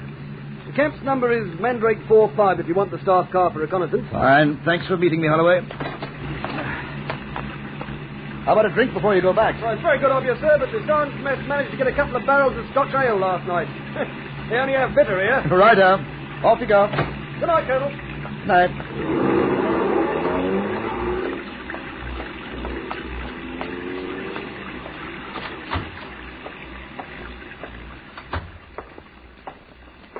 Colonel Baker, isn't it? That's right. I'm Alfie Bingle. I've been expecting you, sir. Your adjutant gave us a buzz, and we've the best room put by for you. Number 6 on second floor. Has to eaten out yet, sir? Well, I did have dinner in London, but... But they're still a bit peckish and all, eh? Yes. Yes, as a matter of fact, I am. Well, don't you worry, sir. I told the old lady to put by half a blood pudding and some green gauges for afters, just in case. That sounds fine. I'll take your valise up for you, sir, and the bottle of Jameson's Irish the adjutant sent along. You just stop into the bar parlour. Mrs. will serve you in there. Right. Thank you. Colonel, sir. I do hope you won't put us out of bounds to your chaps just because you're top secret and all. Where did you hear that? Well, it's a sort of gossip is all. A sort of gossip like. Let's talk about it some other time, shall we? In the meantime, how about the food? Of course, sir. Right away. Right away. The bar parlour was warm and crowded, and Bingle's food far better than I'd hoped for. After I'd eaten, I sat for a while over a couple of glasses of port. I was tired after the journey north. Bingle's remark about being top secret irritated me, so that when the singing began, I started up to my room.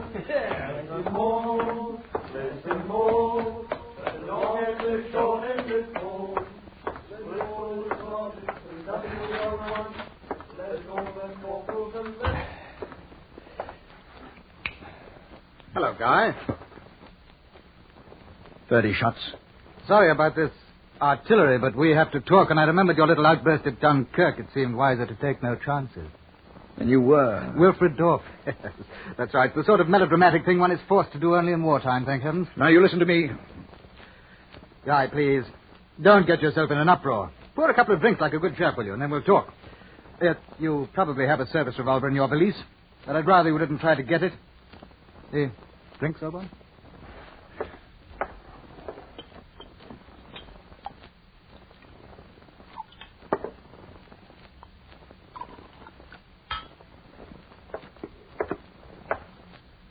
There you are. Thanks. That's more like it, eh? Yes. And I can't tell you how grateful I was when you didn't positively identify me at Dunkirk, Guy. I'll bet you were. Well, you see, it was essential that I get to England with Germans and as a German. What else are you?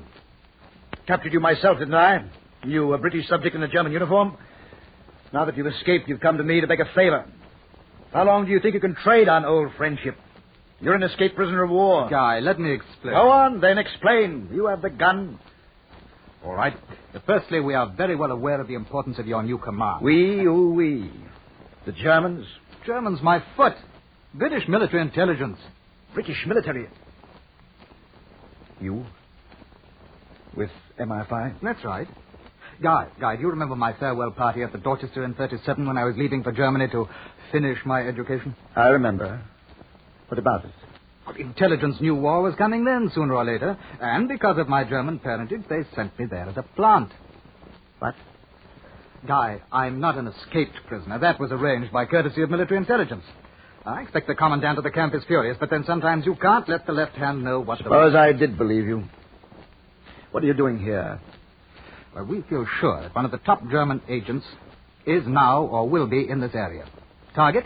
Mandrake's new rocket command, and, of course, its commander, you. Who is this agent? We don't know yet. I see. Do you know what he looks like? We don't know that either. You know very little for someone that supposedly works for military intelligence. Oh, I see. All right, here. This is the only identification I carry. Look. Doesn't mean a thing. Guy, you don't think... I don't think, Ferdy, I know. Those credentials are forged. Forged? Are you out of your mind? How credulous do you think I am, Ferdy? Now, listen, Guy, I need your help. Our friendship's finished. Done. You see, you're on one side. I'm on the other. You better go while you still have that gun, because the next time I find you, I'll kill you. Guy. You always were pig-headed. All right, then, a drink for the road, One for our friendship that was... As I poured his drink, he came toward me smiling, his gun in one hand. Then as he reached for it, I flung the raw whiskey straight into his eyes. And as he spun away from me half-blinded, I leapt at him. He was trying to bring the gun round on me. I brought my heel down hard on his hand. And the gun skidded away, out of reach under the wardrobe. Then his left hand chopped me hard across the throat. Through a choking haze, I reached the bed, clawed open my valise, swung my revolver towards him as he came toward me. Then I fired. I knew I'd hit him, but even so, he was able to wrench the gun from my hands, race for the door, and slam it shut behind him. By the time I got to my feet and had the door open, Ferdy had a good lead. I took the stairs as fast as I could, but down in the parlor I saw only Binkle, open mouth and a blur of excited faces. Through the blackout curtains, at the front door were half ajar, and Ferdy Schutz was gone.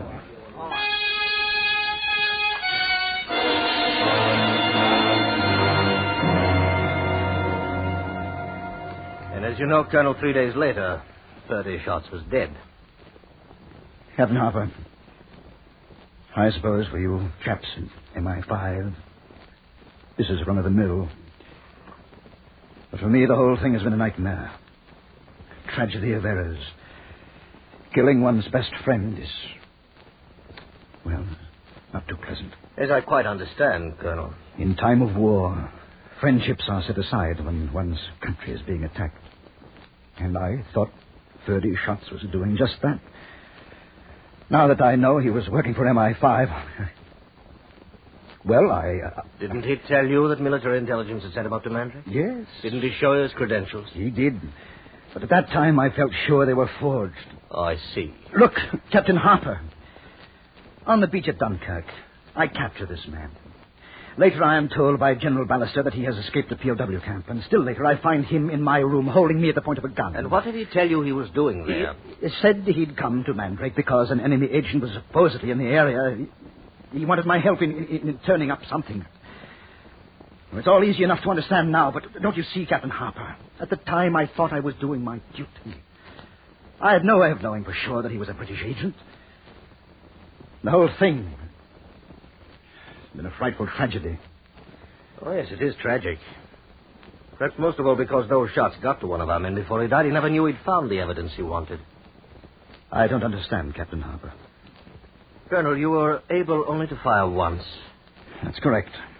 Before he grabbed my gun and ran. Yes, and lost himself in the blackout. That's right. I never saw him again. Or couldn't find him. Is this your gun? It could be. I rather imagine it is, Colonel. Schutz gave it to us before he died. Well? You fired only one shot from your revolver, the shot that killed Ferdy. Yes. That's true. And during a regulation ballistics check, we found the remaining 5 rounds of your revolver held not powder, but rather microfilms, with a complete German code necessary for your activities here at Mandrake. Colonel Baker, you're under military arrest as a Nazi agent and for espionage against His Majesty's government. Shall we go?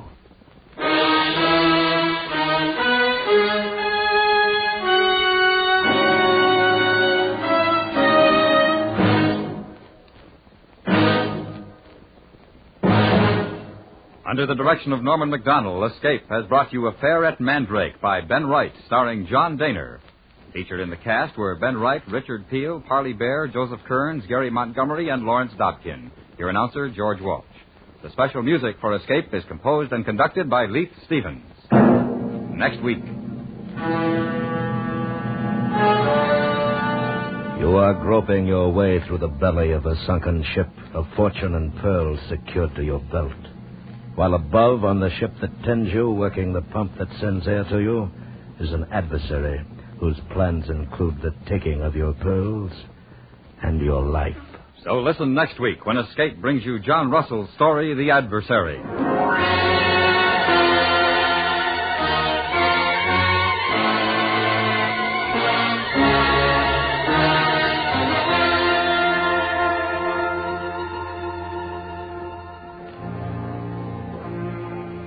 Today, radio station WDNC in Durham, North Carolina, celebrates its 20th birthday and its 20th anniversary as a CBS radio affiliate as well. Happy birthday, station WDNC, and many more happy listening birthdays to all the listeners in the greater Durham region, from more than 200 CBS radio affiliates from coast to coast. Mr. Keene, Tracer of Lost Persons, is heard Friday nights on the CBS Radio Network.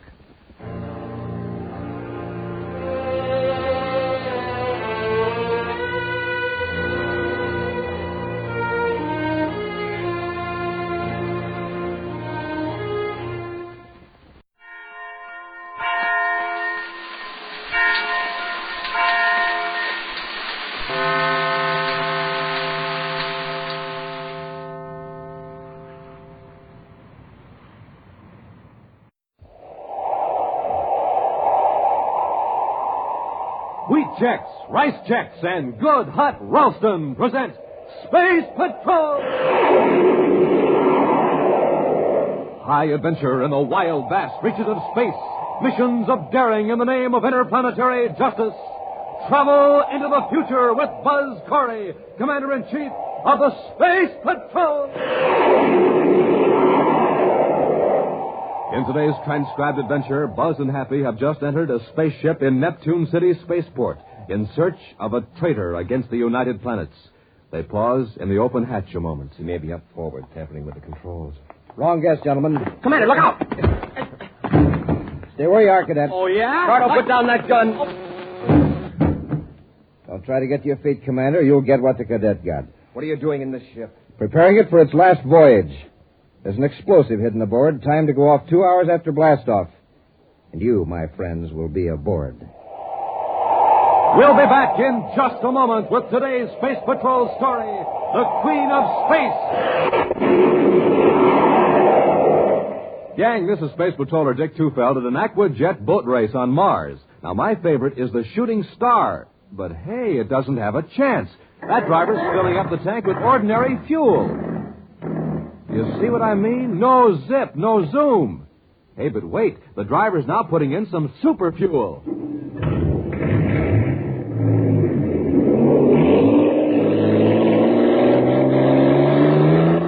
Wow, look at the Shooting Star go. Bound to be a winner now because she's supercharged. Supercharged with super fuel. Now, you want to be a winner, too, don't you, gang? You bet. In sports, in school, in everything you do. Well, then remember the story of the Shooting Star. Ordinary fuel, ordinary start. Super fuel, super start. So don't wait. Get supercharged.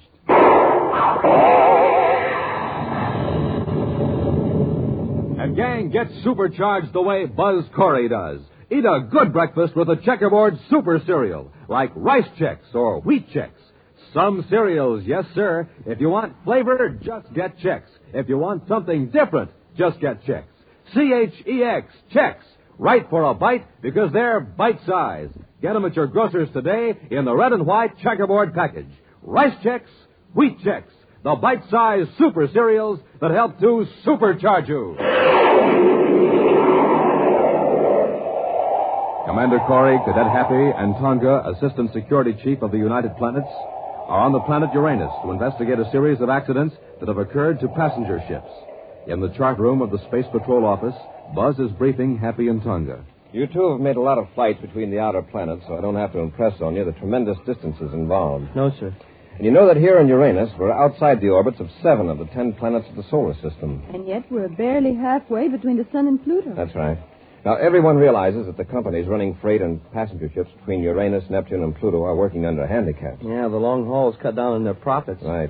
A freighter could make 16 trips from Earth to Mercury, for example, while other freighters make only 1 trip from Neptune to Pluto. But that doesn't explain all these accidents on the outer planet runs. No, it doesn't, Tonga. At least not entirely.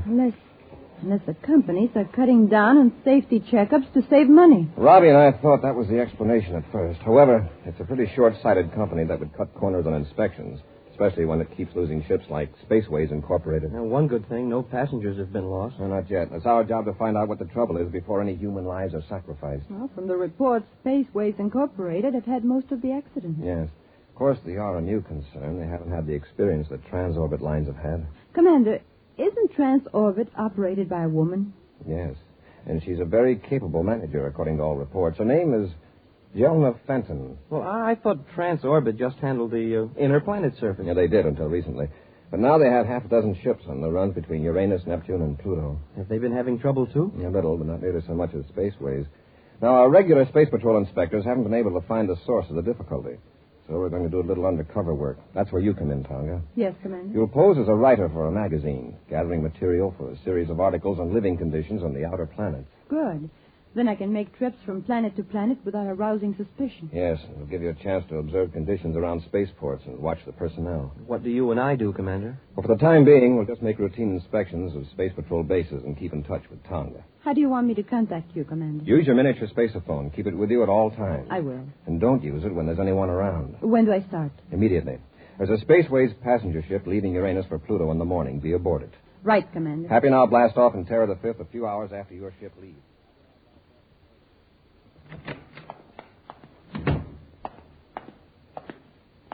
I got your message, gentlemen. What's up? You can cancel that trip to Mercury, Cardo. You're staying here on Neptune. What about that Spaceways ship I was supposed to, fix? I've already arranged it. Oh, what happens this time? Does the oxygen reclaiming unit give out? No, we won't use that one again for a while. I've got a better one. Yeah? What?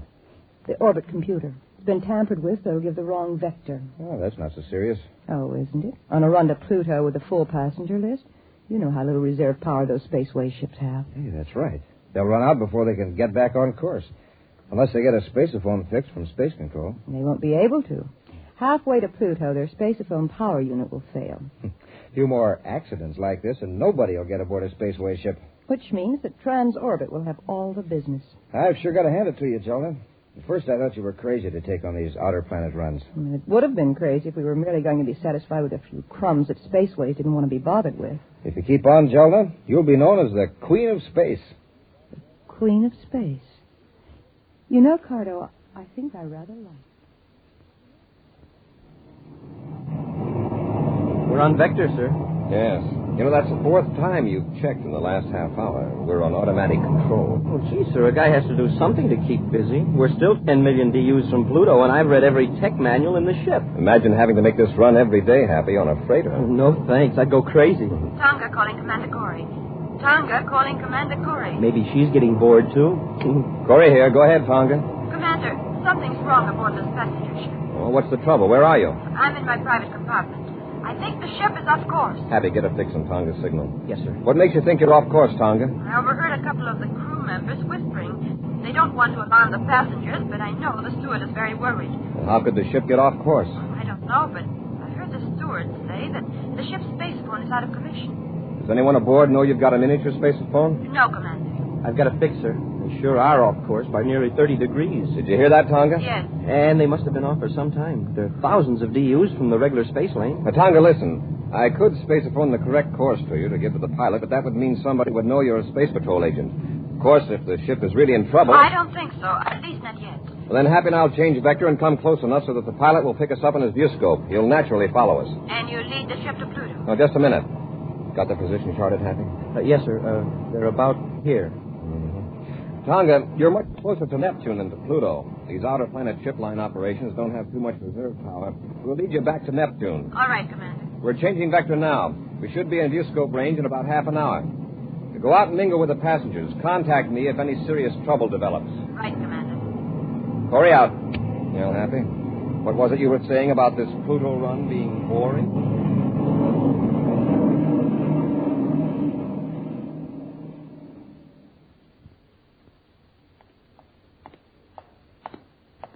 Here's that schedule of Spaceway's flights, Jonah.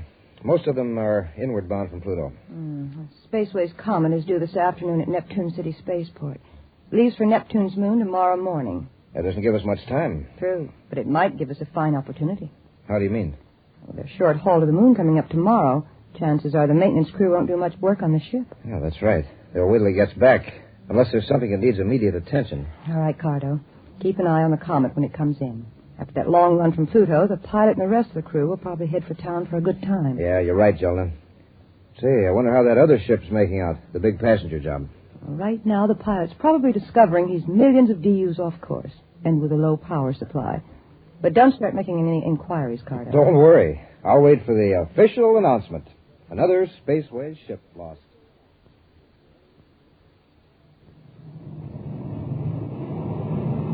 You think they see us, sir? We ought to. They show up strong enough in our viewscope. Well, I hope the pilot has sense enough to follow us. He'll probably be very glad to, Happy. I'm going to change vector now. Watch the screen, see if he follows us. Yes, sir.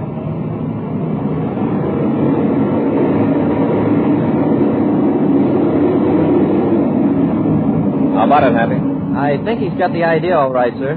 Tonga calling Commander Corey. Corey here. Go ahead, Tonga. I'm back in my compartment. Everything's all right. Good.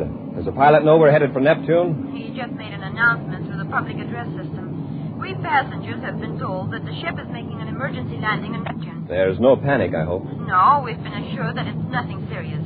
There's a lot of grumbling about the delay, but nobody's alarmed. Well, find out all you can, Tonga. I'll arrange to meet you when you land on Neptune.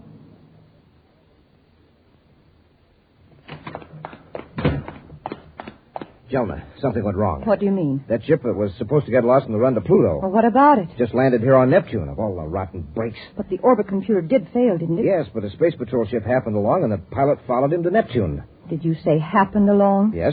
Apparently, the space patrol ship didn't even know the passenger ship was in trouble. At least the space patrol didn't attempt to make contact. Well, maybe it's better this way. Now we've got 35 or 40 unhappy passengers. We'll tell their friends what an inefficient line Spaceways is. Next time they'll all take transorbit. One thing I admire about you, Jonah, you always look on the bright side of things. How about the Comet? It's working out the way you said it would. The crew headed for town for a good time, and the ship is due for an overhaul after it gets back from Neptune's moon. But it won't get back, Cardo. It's going to be blown up on the way. Blown up? Yes. You can sneak aboard tonight and plant an explosive in one of the aft compartments. I suggest the emergency rations compartment. Suppose they check the ship before blastoff. It isn't likely they'd check the emergency rations before a short trip to that moon, especially when there's a major overhaul coming up in a couple of days. I've got it all worked out. The explosive will be in a regular emergency ration.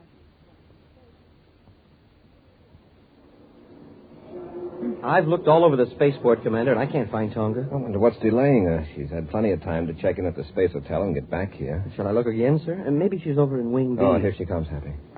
There, she sees us. Let's move over here behind these pillars. Remember, Hap, don't call her by name. Commander, What did you find out? the orbit computer in the ship had been tampered with. So had the space phone transmitter. So somebody wanted that ship to get lost. Yes. And I picked up a very interesting rumor about who might be behind it. Who? I've been talking to some of the Spaceways employees. They think Transorbit is trying to run them out of business. Well, that's a serious charge. Do they have any evidence? No, but I heard a certain name mentioned. Brox Cardo. Brox Cardo, huh? Yes. Cardo works for Jonah Fenton of Transorbit. And what's Cardo supposed to do? I couldn't learn anything specific, but I get the impression that Cardo would do just about anything. Transorbit's main offices are here in Neptune City. Happy, maybe you and I can check up on this Cardo. Yes, sir. And Tonga, the best thing for you to do is go ahead with our original plan. You mean go on to Pluto? Yes. When is the next passenger ship leaving for Pluto? Spaceways hasn't any scheduled until day after tomorrow. but there is a transorbit ship leaving tomorrow morning. And take that one. Oh, and by the way, this might be a good time to start gathering material for those magazine articles you're supposed to be writing. Oh? See if you can get an interview with Jelna Fenton at Transorbit. All right, Commander. In the meantime, Happy and I'll check up on Brock's cargo.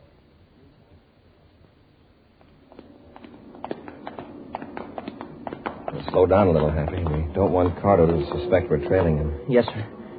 He's heading for that spaceship. Well, that's the Comet. Just got in from Pluto this afternoon. See, it's a beautiful ship, isn't it, sir? Yes, it's the pride of spaceways. Now, hold it, Happy. Cardo's getting in the ship. Yes. I'm very curious to know why a Transorbit employee is snooping around a spaceways ship. What do you suppose he's got in that box he's carrying? Suppose we find out. Come on, Happy.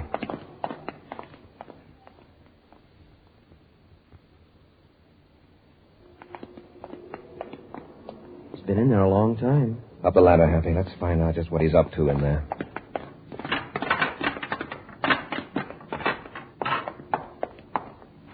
Which way, sir? Look up forward. He may be tampering with the controls. Wrong guess, gentlemen. Commander, look out! Stay where you are, Cadet. Oh, yeah? Cardo, put down that gun. I'll try to get to your feet, Commander. Forget what the Cadet got. What are you doing in this ship? Preparing the Comet for its last voyage. What do you mean? There's an explosive hidden in the aft compartment, timed to go off 2 hours after blastoff tomorrow. But there'll be passengers aboard. Yes, I know. It looks like there'll be 2 extra passengers, Commander. The Cadet and you.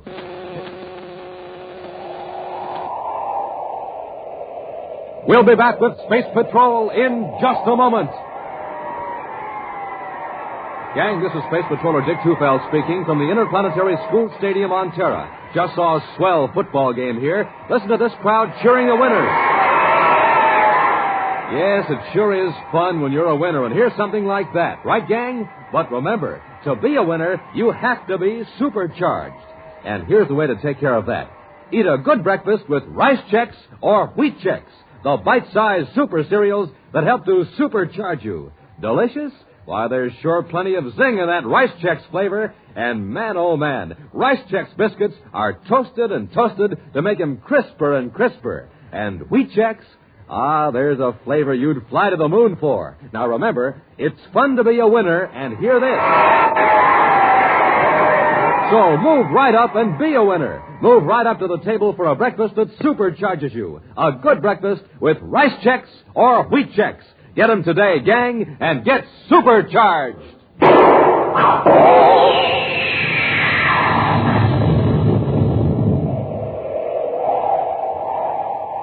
At the Neptune City spaceport, Commander Corey and Cadet Happy entered a spaceship to apprehend a suspected saboteur. The saboteur, Brock's Cardo, attacking Buzz and Happy by surprise, put them to sleep with a ray gun. Now, heavily bound and gagged, they're locked in a compartment in the spaceship in which Cardo has planted an explosive, timed to go off 2 hours after the ship blasts off for Neptune's moon. Meanwhile, following Buzz's instructions, Tonga has called on Jelna Fenton, head of the Transorbit Space Lines, in her office on Neptune City. To obtain information, Tonga is posing as a writer for the Interplanet's weekly magazine. You've given me some very interesting facts, Miss Fenton. I won't take up any more. Jelna, Oh, excuse me. Oh, it's quite all right. I was just leaving. Oh, this young lady's writing an article about us for the Interplanet's Weekly. Well, that's fine.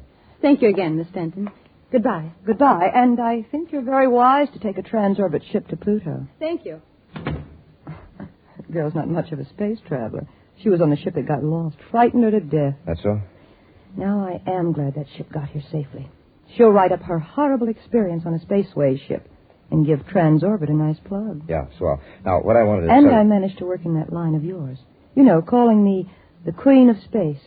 Oh, of course, I did it very modestly. Oh, sure, Jelna. But listen, I planted the explosive in the Comet, all right. Oh, good. Did anyone see you? Yes. Commander Corey of the Space Patrol. What? Now, don't worry. I took care of him and his cadet both. They're locked up in the ship. When the ship blows up tomorrow, they'll Wait.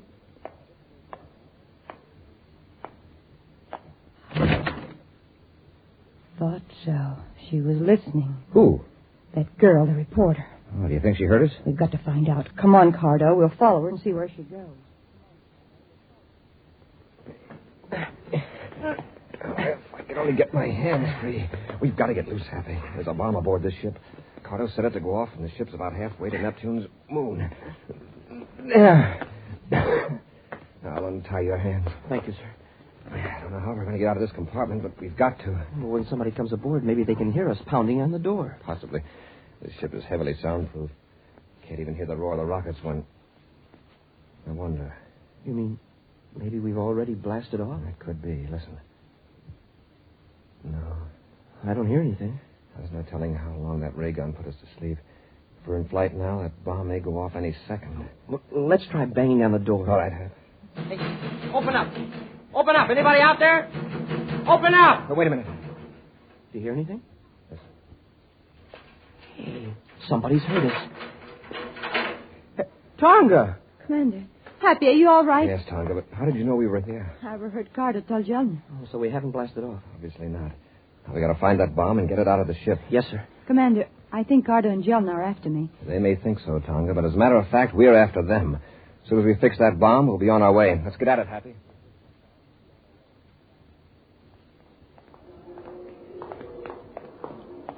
I can carry the bomb, sir. It's not heavy, huh? Are you sure that's the right box? Yes, Tonga. It was the only one that was hidden in the emergency ration storage compartment. You can tell by the weight. This box is twice as heavy as the others. Happy, you and I'll take this bomb to the Space Patrol emergency officer here at the spaceport for detonating, and we'll all meet later at Gate 7. Yes, sir. Tonga, while we're doing that, you call Neptune Unit Space Patrol headquarters and alert them to pick up Cardo and Jelna Fenton.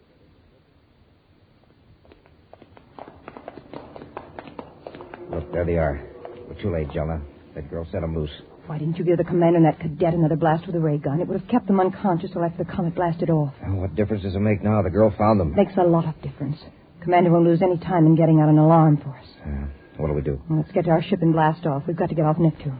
Yeah, we got to get off Neptune before Corey has a chance to alert the Space Patrol. Oh, wait. Girl's leaving and coming this way. Get out of sight before she sees us. I'd like to really fix her. Never mind the girl. Wait a minute. It might be a good idea to take her with us. What for? Don't be an idiot. You've got that ray gun, haven't you? Yeah. Then get her. With all these people around? Come on. If we handle it right, nobody will notice. Just have that gun ready. Now, Cardo. In a hurry, miss? Oh, why, Miss Fenton. What a nice surprise. You're not half as surprised as you're going to be. This is a ray gun on your back. Now come along quietly. Get moving out toward the ships.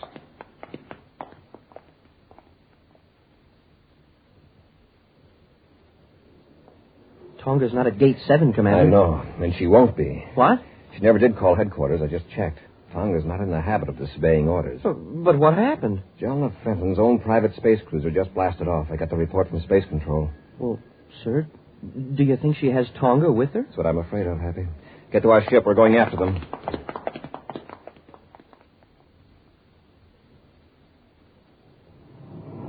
I've got the ship on vector for Saturn, Jelna. Put it in full acceleration. We've got to get plenty of distance between us and Neptune. Yeah. How's the girl? Still locked up in the compartment. Oh, I found out who she is. Yeah, who? Tonga, Assistant Security Chief of the Space Patrol. Oh, that's not good. Why? This could mean plenty of trouble. Oh, and I suppose you don't think we're in trouble now? Tonga can help keep Corey off our necks. Yeah, but will she? To save her own, sure. Besides, we don't care whether she cooperates or not. Jelna, look, the rear view scope. Shit. It's coming right toward us and gaining every second. Jelna, they're after us. Now, don't get excited. Calm down. That's a Space Patrol ship. It's Corey. So much the better. Relax, Cardo. It's a private cruiser, sir. Yes, with a Transorbit trademark on it. It's Jelna Fenton's ship, all right. And we're sure gaining on it. They must know they're being followed. They don't seem to be doing anything about it. Turn on the spaceophone, Happy. Yes, sir. This is Commander Corey aboard Terra 5 calling Jelna Fenton in private cruiser N56. Corey to Jelna Fenton. Cruiser N56 to Terra 5. Go ahead. Return to Neptune immediately. You're under arrest. Really, Commander? Is Brox Cardo aboard? Brox Cardo? I never heard of him. This is an order, Miss Fenton. Return to Neptune immediately, or we'll have to use force. It's very interesting, Commander, but I don't think you will. You wouldn't want to risk harming your Assistant Security Chief, would you? So you have Tonga aboard? That's right, Commander. I suppose you think I'm bluffing. No, Jelna. I believe you. And I'm warning you, if you harm Tonga in any way... If you don't want her harmed, then I suggest you just go about your own business and leave us alone. Goodbye, Commander. Jelna, listen. Tonga calling Commander Corey. Hey, Tonga's still got her miniature spaceophone, and she's on her private frequency. Go ahead, Tonga. Commander, I'm aboard Jelna Fenton's private cruiser. I know.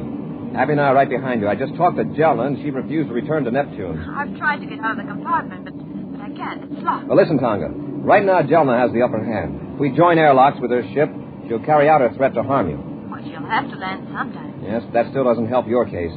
Where is your compartment? Amidships, on the starboard side. I'm going to try something, Tonga. Maybe a little risky, but in the long run, you'll stand a better chance of getting away. Anything you say, Commander.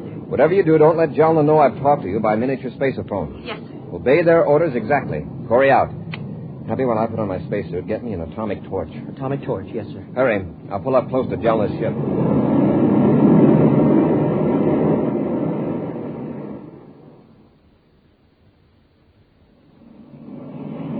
Corey up to? His ship's right off our starboard. I guess he doesn't believe we've got Tonga aboard. But if he starts anything, he'll find out soon enough. Corey to Jelna. Corey to Jelna. Going to talk to him? Yes. What is it, Commander? I want to be sure Tonga's aboard. Don't you trust me? I want to see that she's all right. Well, that's fair enough. Carter, go bring Tonga up here so the commander can see her.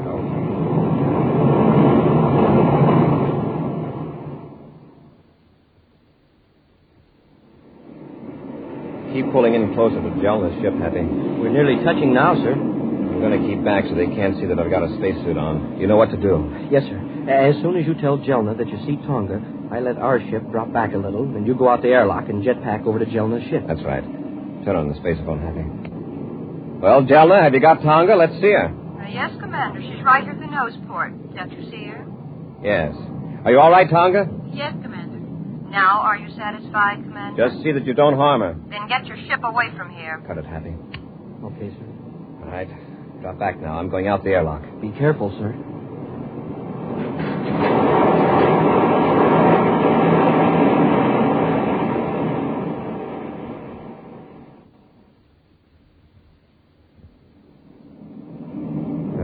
Corey's pulled his ship away. Good. He finally got some sense. I was afraid for a while he was going to connect airlocks. Would have been just too bad for Tonga if he had. I'll take her back and lock her up again. All right.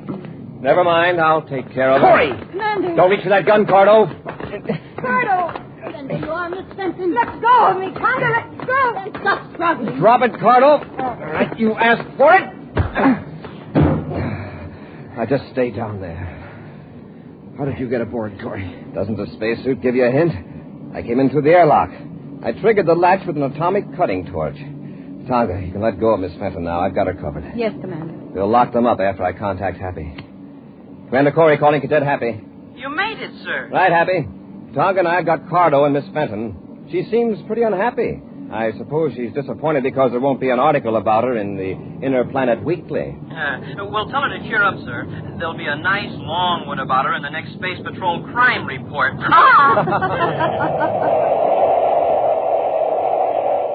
We'll be back with an action preview of next week's exciting Space Patrol story in just a moment. Say, do you hear that clock? Time's running away fast, gang, but it's something you just can't hold back. So don't wait.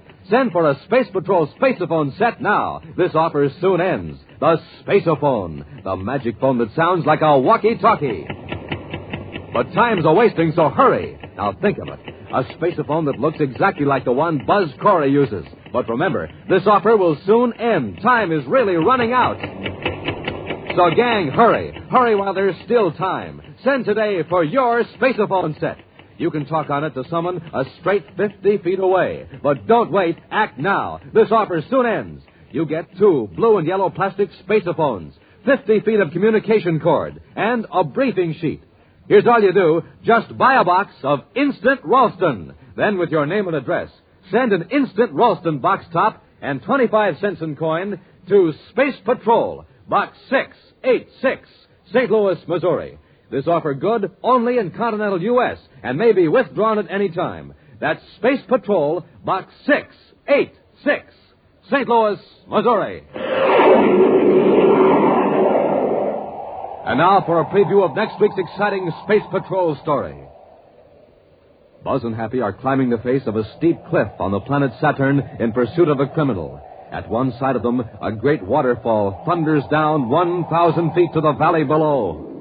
Colgar must have reached the top, Commander. I don't see him. It's amazing. He went up this cliff like a mountain goat. It's sure hard to get a foothold. Look out, Happy. There's a rock falling. Smoking rockets. Oh, that was close. There are more coming. Press close to the side of the cliff. Hey, it looks like the whole top of the mountain is coming down on us. That's Colgar's work. He started a landslide. And it's coming down right on top of us. What are we going to do? Be sure to be with us next Saturday for the exciting story, The Giant Bubble, when wheat checks, rice checks, and good hot Ralston again bring you Space Patrol! This is your commander, gang, with a story about the warriors in your bloodstream. Do you know what they are? They're the white blood cells, and they're warriors against disease. When a person is sick, he often needs a whole extra army of these warriors. That's just one reason why it's vital to have a big supply of blood in hospitals. Will you help me remind grown-ups that America needs more blood donations? Then join the Space Patrol Blood Boosters. Don't wait. Join today. Space Patrol, an original Mike Moser production starring Ed Kemmer as Commander Corey and Lynn Osborne as Cadet Happy, was written by Lou Houston and directed by Larry Robertson. Other players were Nina Berra, Virginia Hewitt, and Norman Jolly. Dick Tufeld speaking.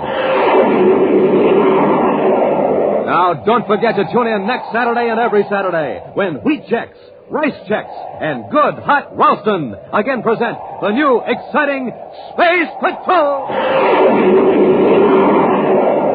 And be sure to see another exciting Space Patrol program on your local ABC television station. Consult your newspaper for time and channel.